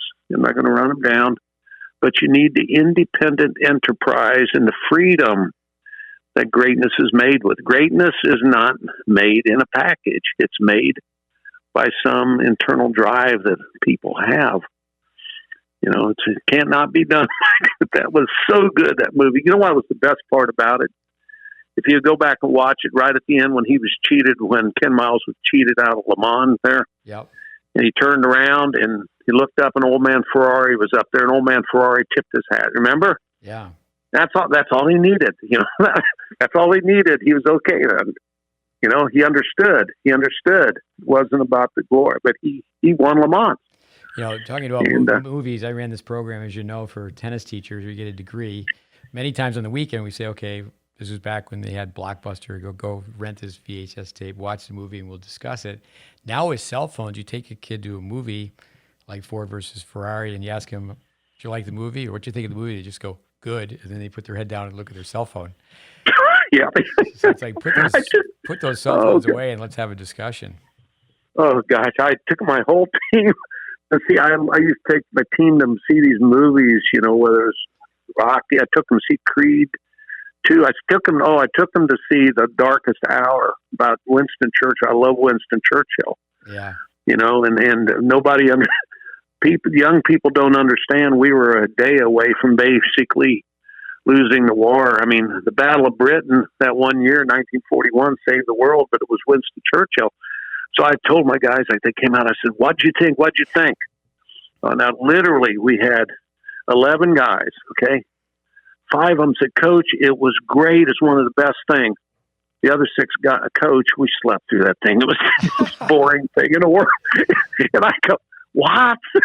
I'd have to ask Brandon, so I met Brandon, and I used to do things where, I tell a group of kids, I want you to go look up a Winston Churchill quote. And, most of us our age, Chuck, we're fortunate that our parents had a set of encyclopedias, but you had to go look it up. But now you tell a kid, "I want a Winston Churchill quote." They look it up on their phone, boom, they got it. And then it's, they don't have to go dig. They don't have to go dig for it. So it's not appreciated as much. Mm. Oh, it's tremendous. He's I saw a movie, Young Winston, and when I was at Hopman's, Port Washington, I used to go to the movie by myself some at a local movie. But I saw Young Winston, the movie, back in 1972, and it influenced me so much. He had such a sense of destiny. He said at one point, he says, "I'm 22 and I'm not yet a hero." I mean, it was amazing. the right person at the right time and the whole history. But anyway, we're talking about our parents. But my dad, of course, World War II years was probably two. He was in Italy, and my dad and his buddies, they were World War II veterans. I can remember playing golf or something with them, and they'd talk about World War II. My dad said, "Son, you got to understand, from 1945 to 50, he said, a lot of people stayed drunk." he said, we were so happy. He said, we were so happy that the war was over. We grew up in the Depression, had to go to the war. He said, there was a lot of parties. He said, every weekend somebody was coming home. So a lot of people drank too much, son. And he said, all we want to do is start a family. All we want to do is just have a normal life and start a family, but that was the greatest generation. That was the greatest generation for sure. No, so I tell people that I don't remember any of my childhood friends whose fathers were not part of World War II. Yeah, I don't either. It's a terrible thing that there's always been a war on planet Earth, but I think this has been said too, that we Americans we're at our best when things are at the worst, and that we want to be our best all the time. Let me start. Go ahead. No, just the freedom, the freedom that we take for granted. People don't understand that so many people died for that freedom, and it's just our ability to have this phone conversation. I can say what I need to say if I say it properly. Address issues, not people. Try to stay professional. You can say whatever you want to say, but with the freedom, and Steve is something. I've been free to coach tennis and to teach, and you have too. It's a fantastic thing. Chuck, let's start with the lightning round. Brandon, if you want to interrupt with any questions you have, but just start with some of your players. I think actually Josiah Scheinblad, he's a great story, and I think that'd probably be more appropriate. I spent a lot of time with the late Jim Burdick, and we just introduced his son Doug, and like what you've done with Josiah, where he came in and he wasn't in the lineup, and now he's climbed his way up. He's the captain. That's probably a better story to ask. But let's start with Lawson Duncan. I met him in '85. I was in Germany with the Davis Cup team, and I thought he was very aloof. And I said to Robbie Seguso, he kind of standoffish? And he said, no, he's the most easygoing guy. And someone who played for you, Ryan Fleming, I went to Asheville to do a workshop. Yeah. And Lawson, who's so quiet, he was in the room. And I say, hey, Lawson, what was it like to practice with Ivan Lendl? And then he opened up, and it was a rainy day, and he talked for like an hour. He's the guy who's just pet as a wolf, and his Jeep went off the road and puts his shoulder underneath the Jeep and lifts it up. But you coached him. Tell us about just what was it? I had him one year. Yeah, 1 year. He's from up in Cullowhee, North Carolina, and his father pretty much taught him up there in Cullowhee, and he still used that backboard more than anybody I've ever seen. His freshman year, you would be at the office and he'd go to dinner and come back, ka-thump. He loved hitting the ball. He loved competing.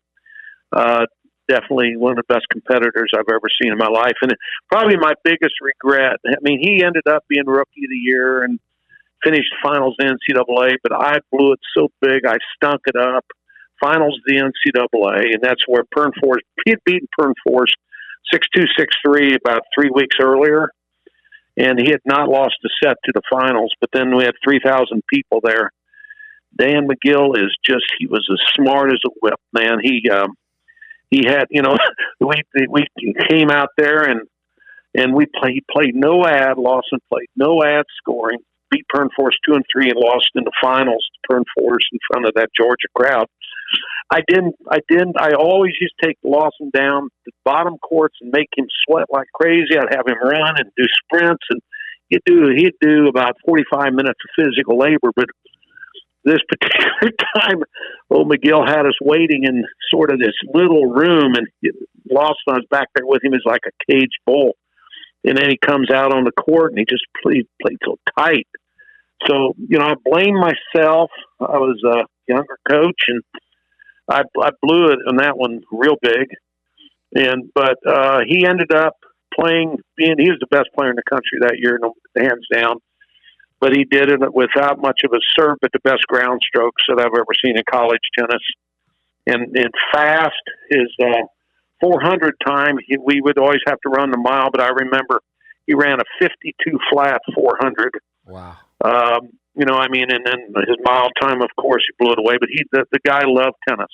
And then he went out on tour. He went out on tour a year too soon. He was doing well, and the agents were all over him and everything, and he turned pro at the end of the summer after his freshman year. He needed 1 year to be able to face the pressure of being good win for other people. He needed to be the person who was just getting shot at. So he got up to 48 in the world or something, but that was a shame. He needed one more year of college, but he's still great career and just a great human being.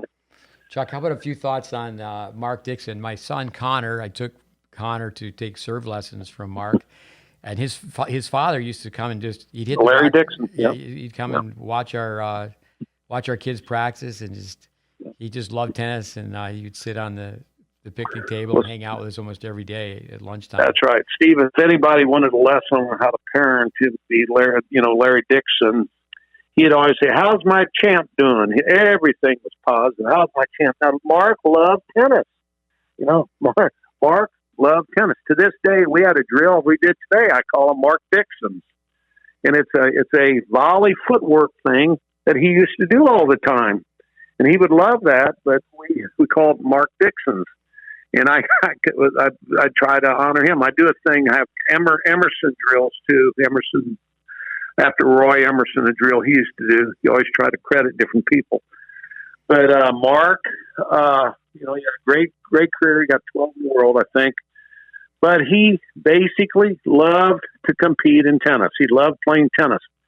Now, that being said, I couldn't ever figure out. He did so many things. I always said, Mark does 15 things with his ratchet set. I wish he just had a crowbar and a hammer sometimes so I could figure out how to help him more.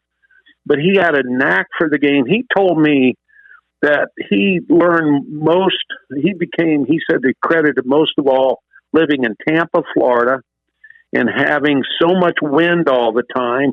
And he had to play against a guy like George Tanasi, and those guys. Yeah. And they were tough little players. And he said, we had so many players, and he said, I had to play so many different ways and learn all these different types of spin.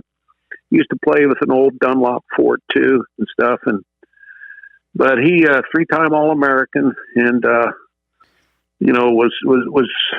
I'm just very fortunate to get to coach those guys. My best, our first All-American ever was Mike Gandolfo, though. He made a long journey. He was only 22 in the state of Florida, and he ended up being ACC Player of the Year twice and became a 2-time All-American. He was our first All-American ever at Clemson, but what a serve he had, and what a worker! Though all those guys, great workers, and that's the. I'll tell you, Mark Dixon. Mark broke his hand his senior year, fell on it, broke his right hand, and it was about early March, and he had to wear a cast. You know what he did? He used to hit on the backboard left-handed every day. And I said, "What do you do?" He said, "Well, I read this thing about bilateral transfer or cross education. It says I get 31% strength gain on my right hand if I work on my left side." He says, "I want to be ready when I get the cast off." Isn't that good? Here's a great Mark Dixon story. He beat Vilas, and of course, Vilas was right up there. Yeah, in Houston, yeah. Beat him on clay. And, I remember Brad Gilbert saying that Mark Dixon had the best second serve in tennis. He used to just practice his serve. So kids need to hear this, because what he did when it was his service game, he stayed back. He didn't attack. He only attacked once, and he won 4. I think it was 4-4. And what he did is he just attacked once, and he knew Vilas's passing shots wouldn't be grooved. Now that's a smart competitor. He said this was real smart. I remember exactly. It was in Houston, and he said that and when it got down to the critical points, he came in like 3 or 4 times right in a row. But he said, "Coach," he says, "I never let him get his passing shots warmed up." He said, "I just tried to hang in. On my service game, I eat through, but then on my return game, I tried to make them last 20 minutes. And then And then, and you're exactly right. I remember the match. It's interesting we remember that match. Yeah. That was a huge match. How about Manischewski? He was 49 in juniors and 49 in pros. He used to come and bring some players to our school in Tampa. We had Brandon trained there for a long time, taught there, where he would come in. Richard Manischewski was, but I remember recruiting him on the court. I recruited him in Dallas, but I saw him 4 courts away, and he was so smooth. I didn't know the UTR, didn't know his ranking, didn't know anything. And then I saw he had a Polish immigrant dad who was just salt of the earth. And then I saw his dad was his coach in upstate New York. And I said, this kid's got a lot going from not having much opportunity. Anyhow, Richard has to be the favorite, best improvements ever, because he actually was 13 or so on the team when he first came in. And then he got all the way to 6. And then, like I said, but here's the thing about Richard. I always said this, and you're going to laugh at this one. I tell players all the time that you can't see yourself, you only feel yourself. Players can't see what they look like. Say that again? You cannot see yourself. It took me 18. I remember when I thought about this. You try to explain something to a player so many times. Well, you can't see yourself. I don't know you never know what you look like or what you sound like until you see it on a video or something. Well, back then we never had videos much. But I said, if Richard Manischewski had seen himself play, how beautiful and smooth and natural that he was, holy cow. He was just brilliant to watch. He glided. You couldn't hear his feet hit the ground. He would have had a lot of success. But I think he could have been a top 10 guy. He was brilliant. Great. He was a great mover too. But on the other side of that, and Jay won't like this, I always tell Jay if he could have seen himself play, he would have quit. Before we get to Jay Berger, I remember Richard telling me that his father actually had to spend time in prison because he tried to escape, the communistic regime. Poland. Yeah. His dad, I used to question his dad all the time about it because I was so intrigued about World War II. But his dad said, he said the Russian control of Poland was worse than the Nazis just about. His family knew about that. But his dad has had to escape. And he came, of course, over up by Poughkeepsie, New York, Hopewell Junction, I think it was. And his dad, of course, hardworking and raised 4 kids. And he loved tennis, his dad did. Dad taught him in the backyard. But it was just pureness. There was just a pureness of unruffled stuff. No UTR, no rankings or anything like that. But it was just a brilliant diamond. Literally, at Dallas, I was at this indoor facility, and there were like 6 courts lined up. Okay. I literally saw him 4 courts away, flowing and smooth and just brilliant the way he glided on the court.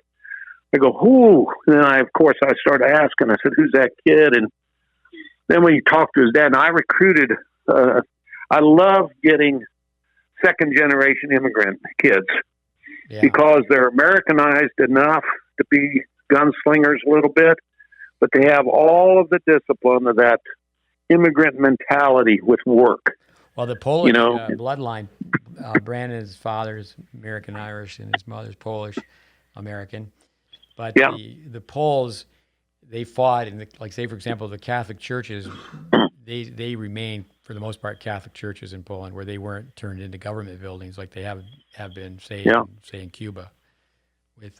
How about Jay Berger, top 10 in the world? Jay, listen, our team was rolling, but ready to roll, 81, 82. We had Des Dunes, we had Miguel Nito and Richard and, some of those guys, and I needed something. The recruiting, I said, gosh, our guys are good, but they're not getting over the hump. I need somebody that's tough and gritty. And I went to the Orange Bowl, and I saw Jay play, and he was diving all over the court. His first year 18s. I saw him play. When I played first time, Torrey Baxter, who was working for Prince, told me there's this kid who's playing in the 16s. He's pretty tough in Florida. I went down on the last court at Kalamazoo, Michigan. Saw a guy named Mike Rainey, who was from Florida, beat Jay. Okay? And Jay was like the 18th seed or something in the 16s, but nobody was recruiting him. Now, they beat Jay, and afterwards I sort of followed Jay out of the parking lot of Kalamazoo, and he was sitting under this tree crying, basically. Now, Paul Scarpa, who was at Furman, told me my first year coaching, he said, you never go recruit a kid or talk to them after they've won. He said, because even if the CYO Open, they'll think that they're very, very special. He says, always go talk to kids after they've lost. That shows that you really care about them. So I was the only coach that went and talked to Jay, and I was basically the only coach recruiting him. But I went down to Miami and saw his dad and stuff, and I needed somebody that was just tough like that. And I was very, very fortunate. Back in those days, we could go sign the kids. So I flew down to Palm Beach, wherever, down that airport down there. And I met Jay. He was on the way to the Easter Bowl, and he had not broken out yet, but he signed at the airport in the morning. He was leaving, and he signed, and he gets out there and gets to the finals, loses to Jude, and then everybody's all over him. But he was going to come to Clemson, so that was really a. But he, natural competitor, unbelievable. Jay had a way of turning any tough situation into. He could look if he had to. Jay could reverse any situation and make it work. He just competed. And again, he couldn't see. Now he laughed at me. He said, "Coach, I had a great back." I said, "Jay," I said, "Look, I had." His serve was unorthodox. He didn't know how to volley. He'd swing at his volleys. But my gosh, he could compete. When it counted, he was, hungrier than a starving dog looking at a meat truck when he needed a point. With his mindset, his son is a really top golfer, correct? Daniel, isn't that cool? I mean, it's really pretty neat to see that. Yeah, Daniel set the record at the Ryder Cup, didn't he? He was the guy that won the match that set the record for the most wins ever. So yeah, I've been following that. It's really, really fun. Yeah. How many years again? 33 at Clemson. 33 at Clemson this year, 9 at the Citadel. I coached a year and a half basically at Tennessee Tech. So I'd like to keep going. Is the mile time stayed consistent? What do they? No, at Citadel it's 5:25. 5:25. If you make the mile, you can be on the team, but then you got to bring stuff to the table every day. There's more to it than that. At Clemson, it was 5:15. At 5:20, then it went to 5:15 when we had our best team. So the guys really had to train, but it always weeded out the kids that weren't completely dedicated, And kids would say, well, what does this track have to do with tennis? I said, it's a running sport. It has everything. It's a running sport. Fitness is the base. Yeah, I tell people. That's why I hate no ad too. I'm sorry, I interrupted you. What did you say? No, that's why I hate no ad too. Okay. Man, come on, sir. Yeah, I tell kids if they don't like to run, take up golf. Right. I mean, come on. Fitness is the cornerstone of confidence in most every sport too. We're not even requiring our kids to be in great shape now to play tennis. So, anyhow. Yeah, Brandon, what do you got? Let's ask a few more questions. We appreciate all your time. I know the listeners will. No, it's been really good. I'm honored. Thank you.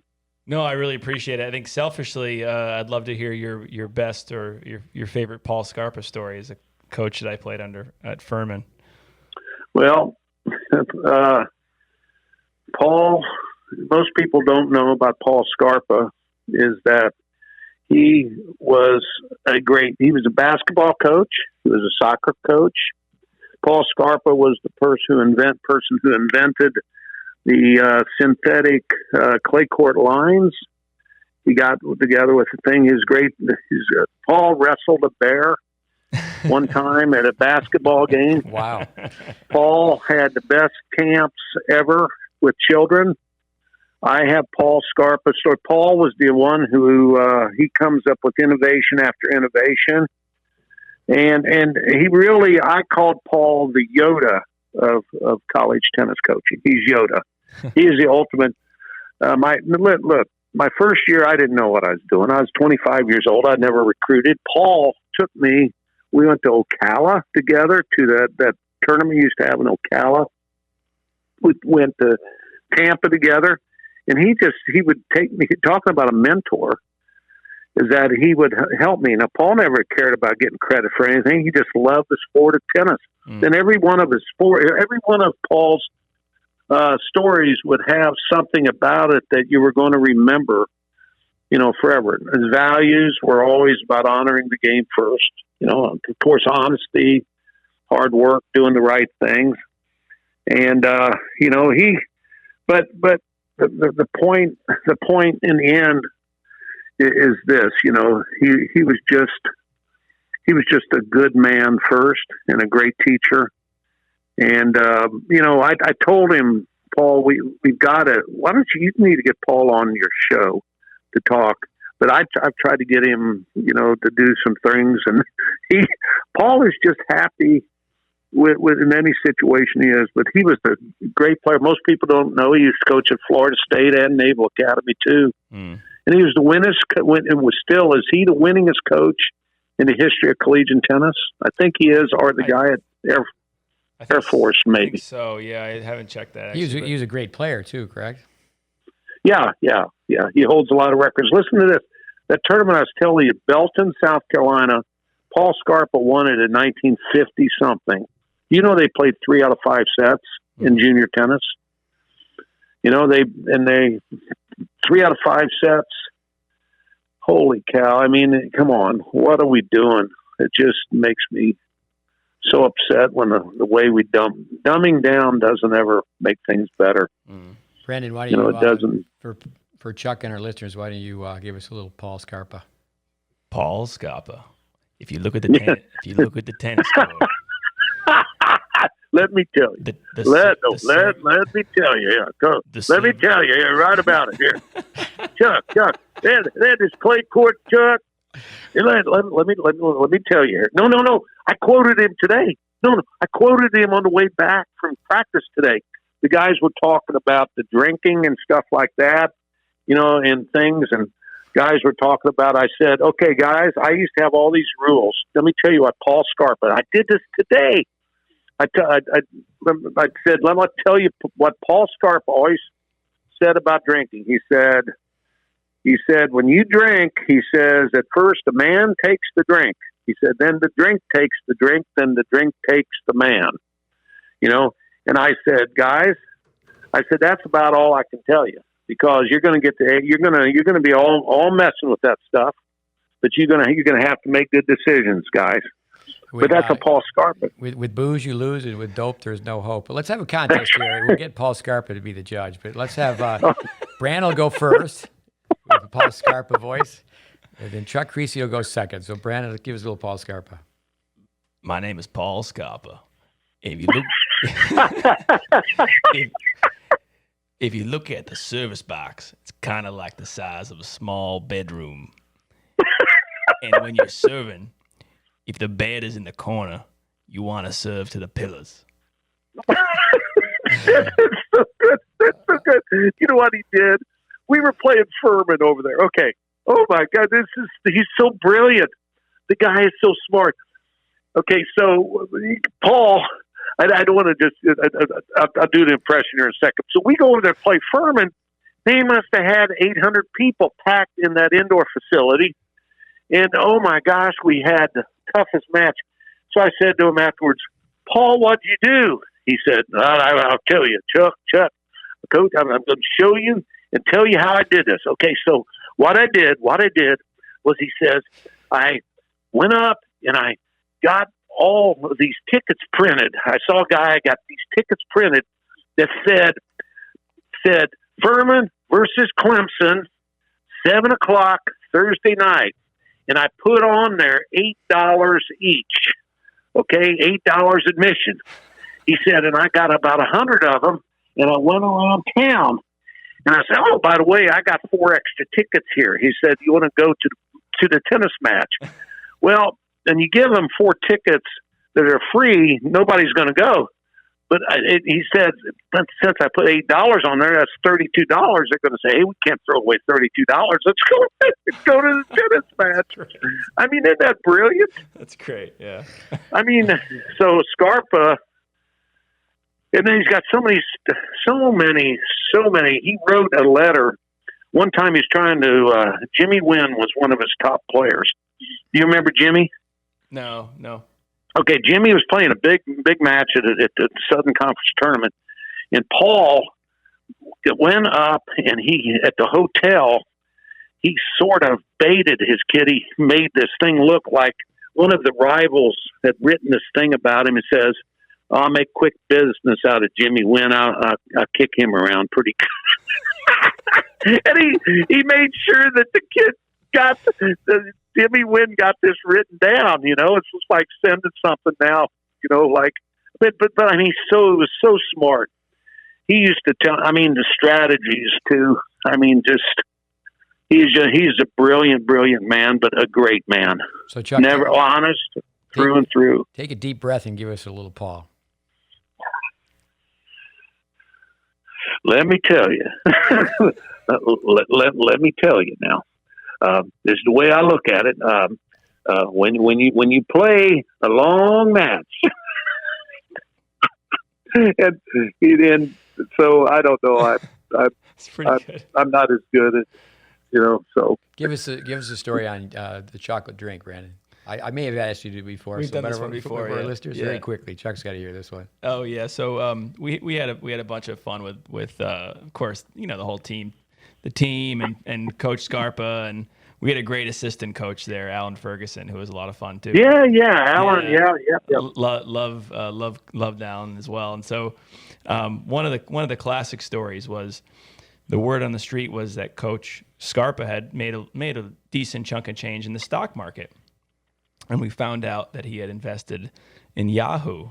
This is right around the internet, right before the internet bubble burst, and he kind of did really well with his Yahoo stock.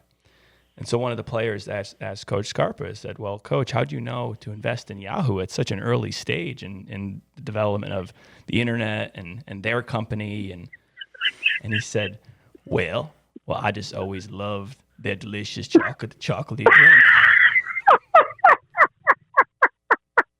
Oh, I can believe it.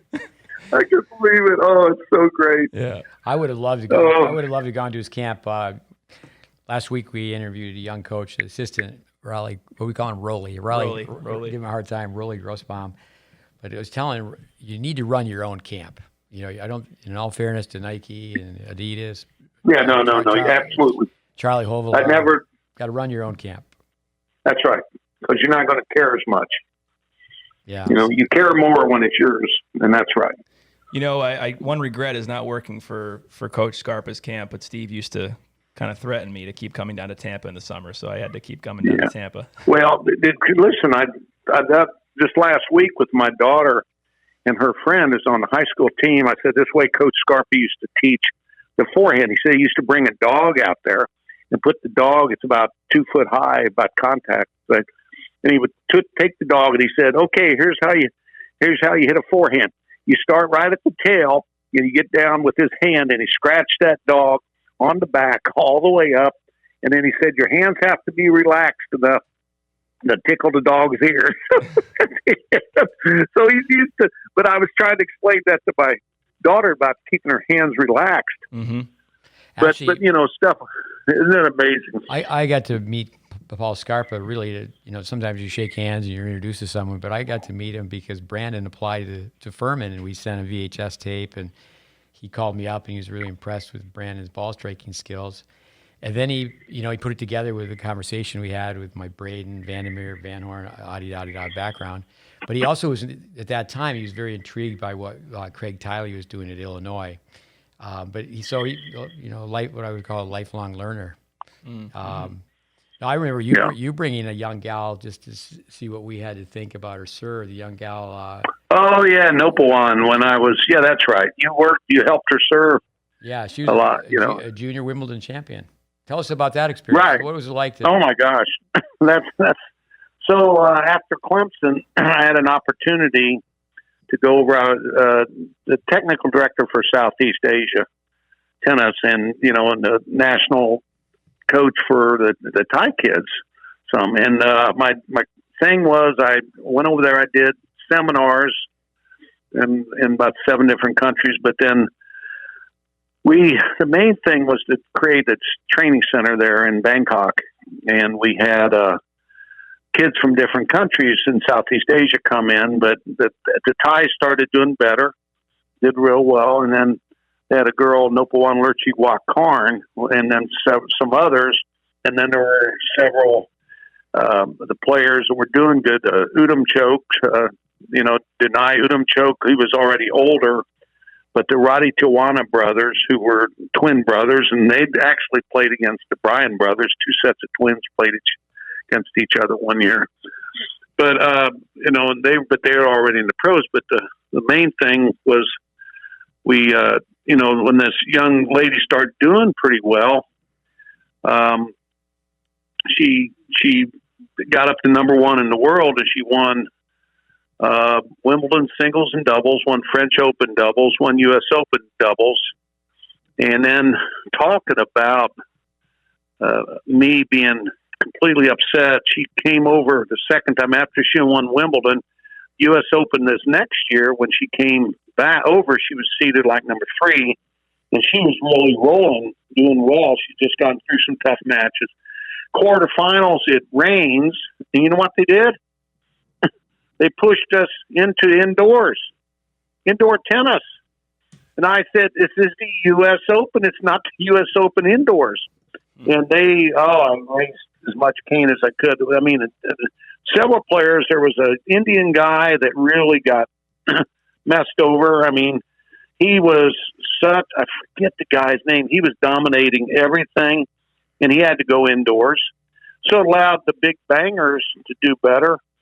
And my girl got beat like 3-2 or something. And I was pissed, pardon me. But I was mad. I just said, how many indoor courts do you think we have in Thailand?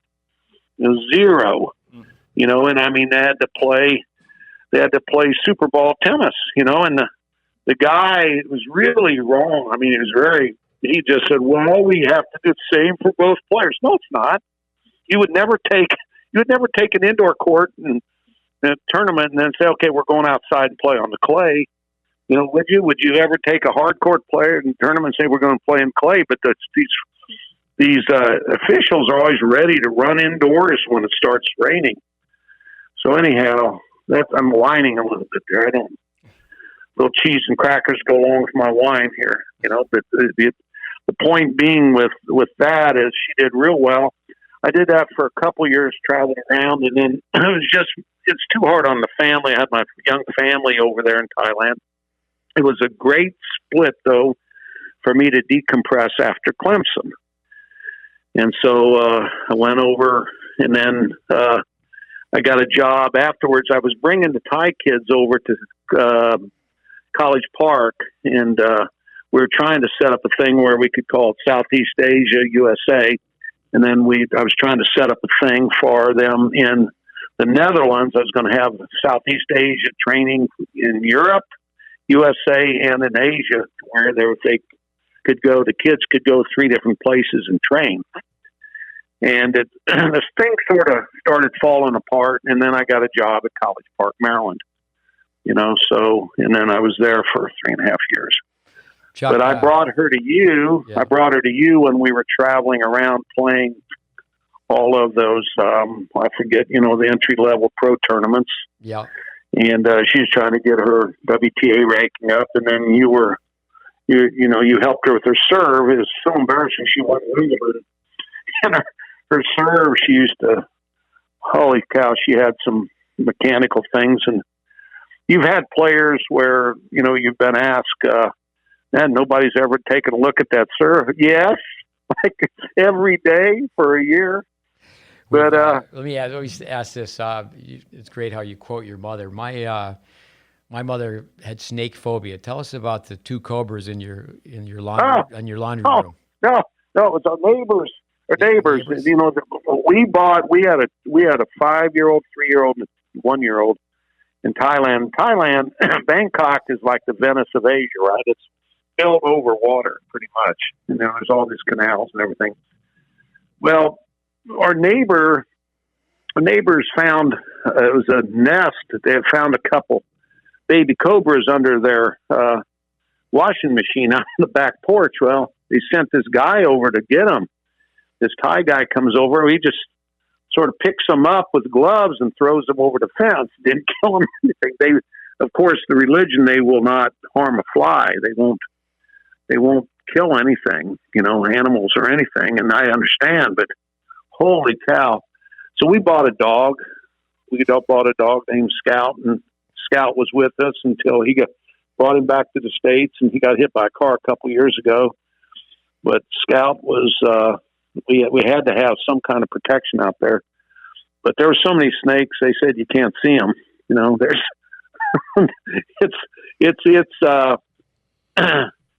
but it's people are fine. They have millions of people. They get along just fine. So, you get along fine. It was a fantastic, fantastic adventure. I've never been in a place where people were more kind, and just, there's so much talent in Asia that's, not developed. It's not developed. Just, they don't have the opportunities. Chuck, Steve loves snakes. So after this podcast, I'm going to book him a flight to Thailand. Yeah. Actually, you got to be careful what you tell people. Gary Weideman, I trained him to teach tennis, and from West Texas. It wasn't a paperweight; it was a life-size rattlesnake in a glass enclosure, and he gave it to me as a gift. And I left it on my desk. He was a 2-year program. I had to wait for him to graduate. The day he graduated, I threw it away. I wasn't going to ask anybody, does anybody want this? But I was like, okay, oh my gosh, I have a little snake phobia, but I'm going to keep this rattlesnake on my desk for 2 years. Yeah, it's okay. That's okay. We got enough over here. That's a tough one, So tell us a little about your upcoming season, and then we'll have to let you go to bed here. Okay. Well, you're awful kind. We are at Citadel now. Of course, everybody's been turned upside down because of the virus years, and everything. And we're so happy to be having a season.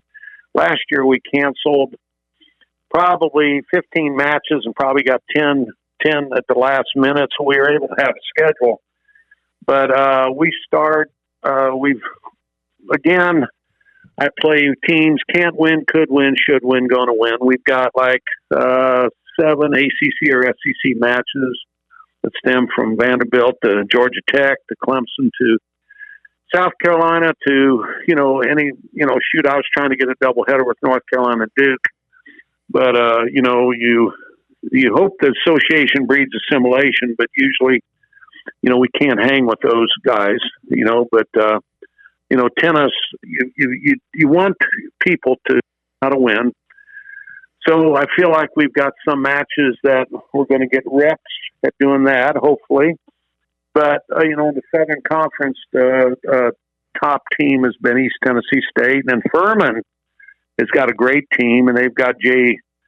Whitlinger, John Whitlinger's son. He's really a good man, and he's kind and hardworking, and they look like they could be the class of the league. Wofford has a very good team this year. Best team I've seen Wofford have. A guy named Rod Ray coaches.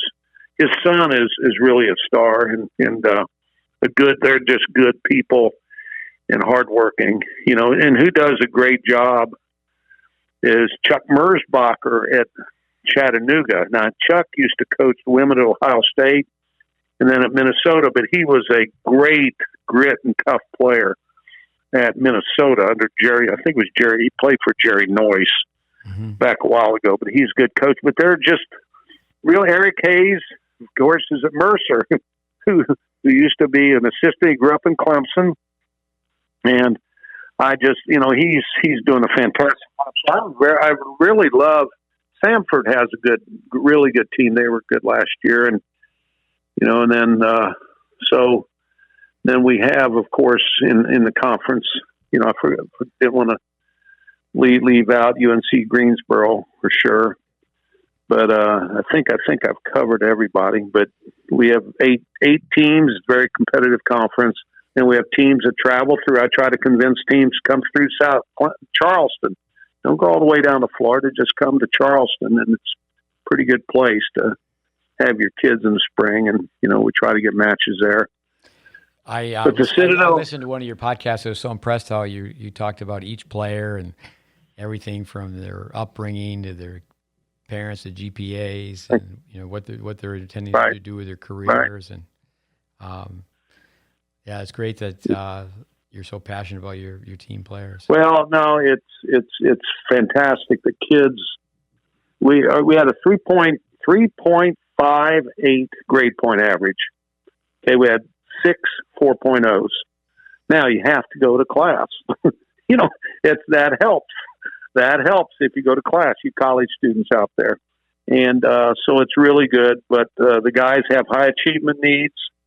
And, I get guys that are primarily from South Carolina, North Carolina. I've got a boy from Texas. And, we have pretty much, our guys, we just compete very hard every time out. And I've got a very good player coming up from Arkansas that sort of got left out. It was lucky for us, despite the virus stuff. He lost an opportunity because the school he was going to go to kept on some of their seniors, so he was without a place to go. And he's just growing like a weed as far as just being a very good player. Then Josiah Sheep. I'm telling you, Steve, I saw him play 4 courts down, and he was running like crazy around back in the bushes, shoveling balls over, 40 foot over the net, just running and running and running. Then he spent that summer with you in Memphis, and he completely revamped his game, and he's made a big, big jump. But he started out like number 8, and he's like our number 2 or 3 guy this year. He's doing really, really well. He's a senior now. It goes by fast, doesn't it? He's seen and the best thing, he's going to be a pilot. He wants to be, like a Top Gun pilot. So he's, it's pretty impressive what these guys do. Well, it's so impressive. So impressive what you've done. What a great career, and it's fantastic to have you speak to our listeners. Brandon, anything you want to ask before we sign off? Just an absolute pleasure to listen to you and have a conversation with you tonight, Chuck. And anytime you're down in this neighborhood, you've got an open invite to come in and. Brandon, I really thank you. But listen, you've got to run down Paul Scarpa and get him on. That would be great. That's a great idea. That'd be a lot of fun. I think he'd have fun just listening to this podcast. But no, Chuck. Steve, I got one more thing I want to say to you. Please. Your posterity will be great regardless of your prosperity. How's that? Thanks for teaching all these kids what you do. Thanks. Okay. That sounds like you say so many things that could be written on the bathroom wall. I mean, it's just, I think young coaches, it should be an assignment for them to go through this and just write down. Mm-hmm. I mean, to me, when it comes down to the character and the quotes, the things that you say, the stories, the John Wooden of coaching for tennis, it's amazing. Well, thank you. You're very kind. Appreciate it. And you guys, it's really, really been fun. We'll get together, son. Let's keep it rolling. Yeah, the best work's ahead. No, we'll get John again. We do have. These are lengthy podcasts. It's a different platform, but we've got people that throughout the week, they listen to 10 minutes here and 10 minutes there. I know right now I say everybody and their brother has a podcast, but we want to really try to carry the torch because as you said, and we both agree that I grew up in ice hockey, and like no one would ever say that Bobby Orr couldn't play in today's game. When you were quoting Braden about how slow the ball was hit. But even though it was slow, back then, even though it was slower, there were so many things that the players did better yesteryear than they're doing now. Yeah, it's multidimensional. I mean, the spins, the shots, the strategies, so many things. Yeah, just the and now it's the patterns that kids play. Oh, I hate. Listen, I'm not a slab. I do not like NBA basketball. I mean, it's two pattern. Even college basketball now, it's just, they either run down, shoot a quick layup, or throw back out, shoot a three. There used to be so many different sets, so many different patterns. They play chess, but they've reduced most of our sports to checkers. I mean, tennis, the three strikes, the first strike tennis stuff is like checkers. It used to be chess. No, I get tired. I get tired of hearing serve +1. When No. When a 10-year-old's hearing that, arch your back, kick the serve in, just hit forehands. No. Just hit forehands. No. There's a lot much more. If that's all you see when you see a tennis match, you ain't getting it. I mean, you play tennis from the inside out, but you have to practice enough to where you become automatic, or they say, you go from unconsciously incompetent to consciously incompetent to consciously competent to unconsciously competent, where you're automatic under pressure. You can only become that chess player finally when you're automatic under pressure. And when you get there, then the game starts. But if you only see the ball striking, they ain't watching deep. I think one thing that ain't it. Before we sign off, I think people could go to YouTube and plug in your name, Power 5 Tennis, and you're talking about Paul Wardlaw and the directionals. And right. I think that's one thing that's really sad on YouTube is that people aren't talking about learning from other people. It's like like you said, the messenger is ahead of the message. Right. Well, look, people will judge you more about what you say about others and what others say about you. And in both ways, that's why I always tell my guys, try not to talk badly about other people ever, because but you've got to give credit to these people. You've got to give credit. Paul Wardlaw, I mean, his brilliant. It's simple brilliance is what he figured out. Yeah, and I think people just look that up. Just what you do in maybe 5 to 10 minutes on YouTube that you can just put in Chuck Kriese, Power 5, I think it's called. What about flow charting, momentum charting? Why don't you just give a couple of comments on that as the last question? Well, real quick, Bob Love, Louisville, Kentucky. When I started working momentum control, I'm doing a thing at PTR actually, momentum control, if they still let me come. But 1979, I started working on momentum control, and I've been I've worked on it forever. But Bob Love from Louisville, Kentucky, and I don't know, I haven't been in contact for years. I don't know if he's around or everything. But Bob contacted me, said, look, I do flow charting with volleyball all the time. Can I show you what I do? I didn't know what flow charting was. And I went and he brought out this graph paper and he just said, look, you go up, you go down, or you up, down, and according to how the point flows. And he said, I want to show you something. And he showed me this match he said, I do this with tennis. Here's McEnroe Connors. He said, Connors won this match, and here's why. There were 3 times he grouped threes. He said the key to tennis is grouping threes. See, in no-ad tennis, you don't have to win but one in a row. In regular tennis, if you don't win the first point of the game, you have to win 3 in a row or 4 out of 5. You have to know how to win 3 in a row and group points. That's what our players cannot do. And he said 3 in a row, and I came up with the rhyme, of course, 3 in a row starts to flow. So when I'm teaching momentum control, I have 8 rules of momentum control. I teach grouping points first, and then the posturing with the score, whether you're head, behind, or even, and then I call action reaction, things that have just happened, and how you respond to their good, they're bad, and you're good, you're bad. Because it's always flowing in momentum control.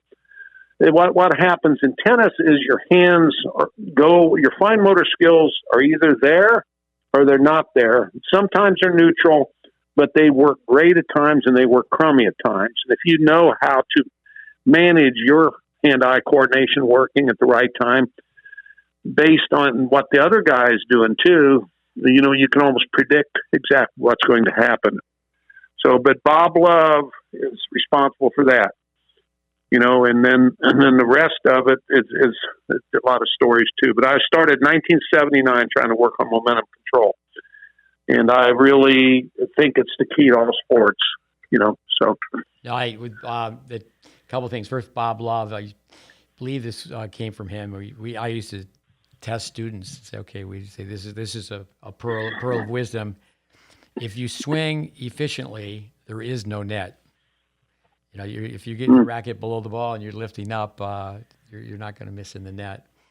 Yeah. But no, the icebreaker. What a great idea to play the 10-point tiebreaker first, and then say, okay, play it first. Try it. It's great.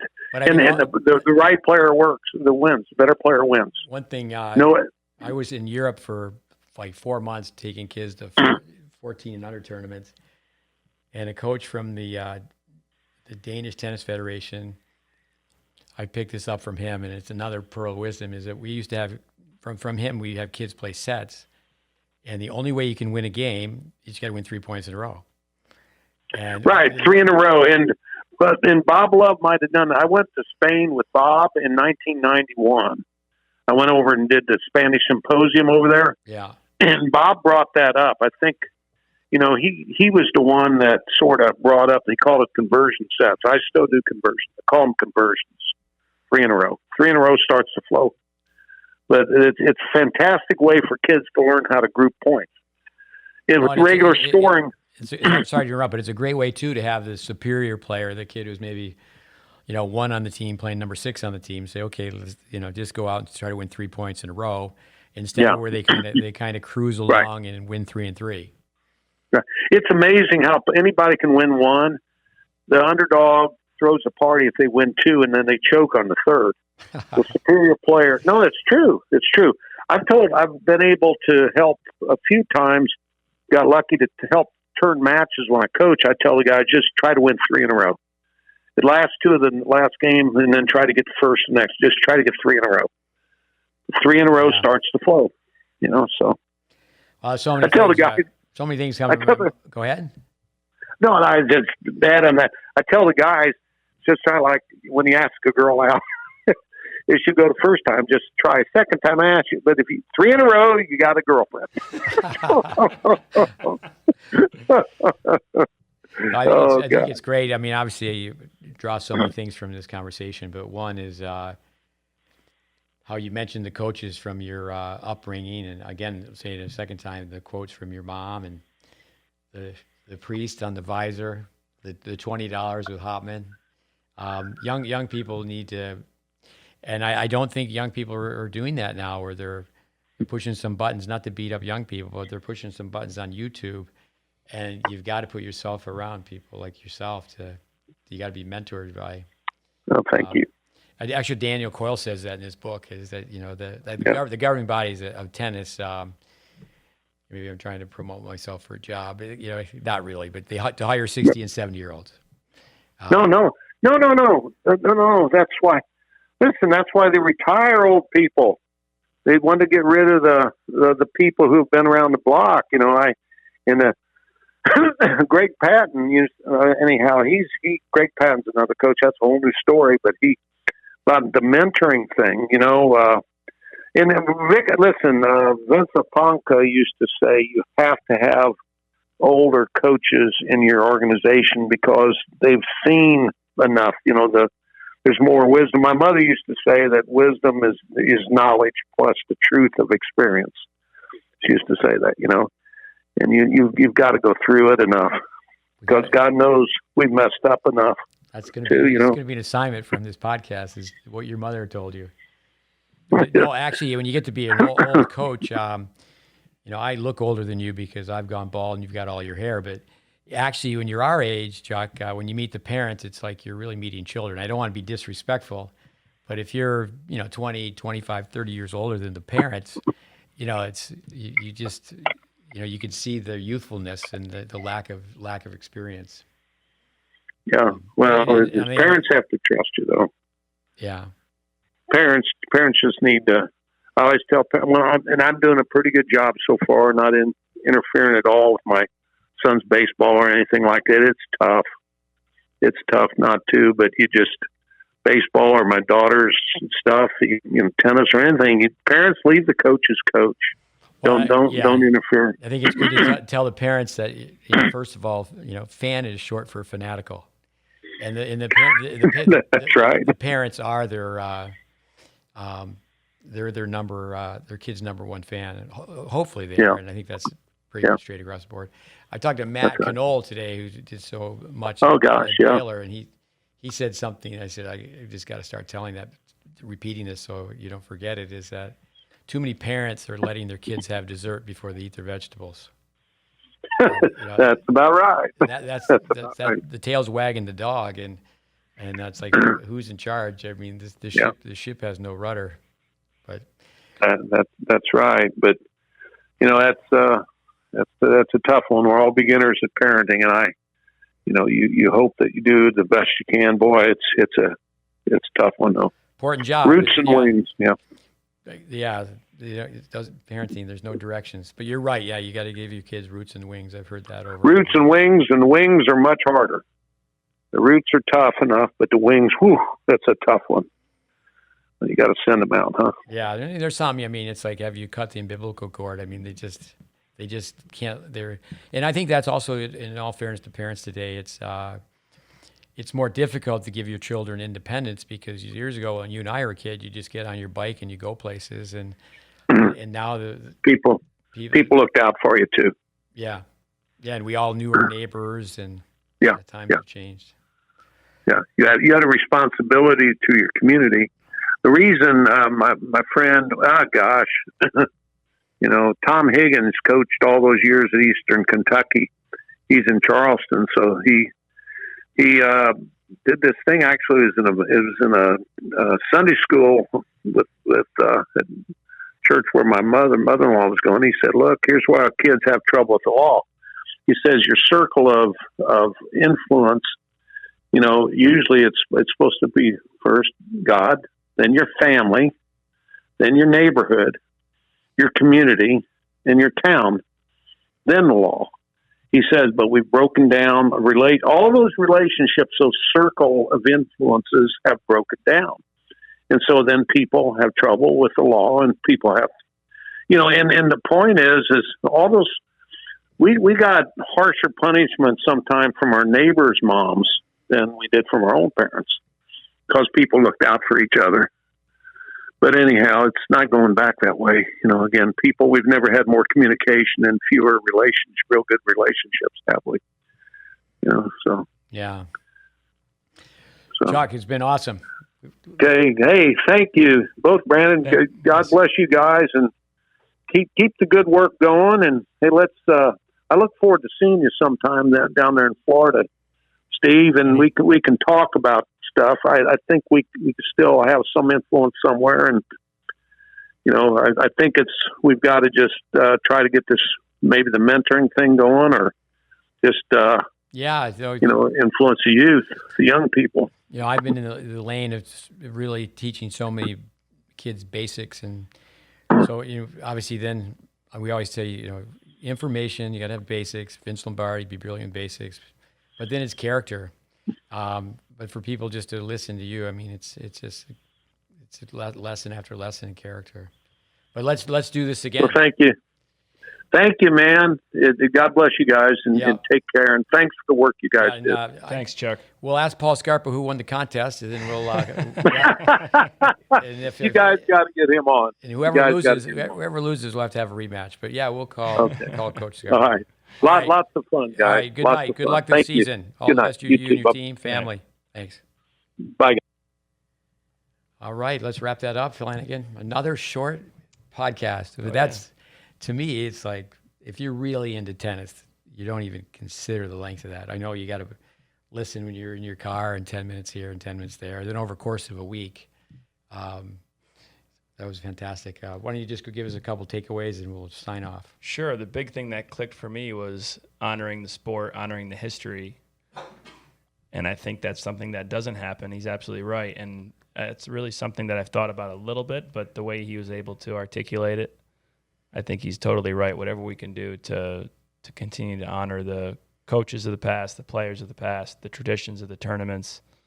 And I think you had maybe mentioned that about golf as well. But and the message versus the messenger as well. I think those are really two critical points about the health of our game. The talking heads, the coaches, and the young players to all honor the game and honor the history. Yeah, I mean, there's so many things. I think of students of mine, Alex Vukovic, who, he played at Princeton. He spent some time with Chuck and calls me up. Have you ever heard of Chuck Kriese?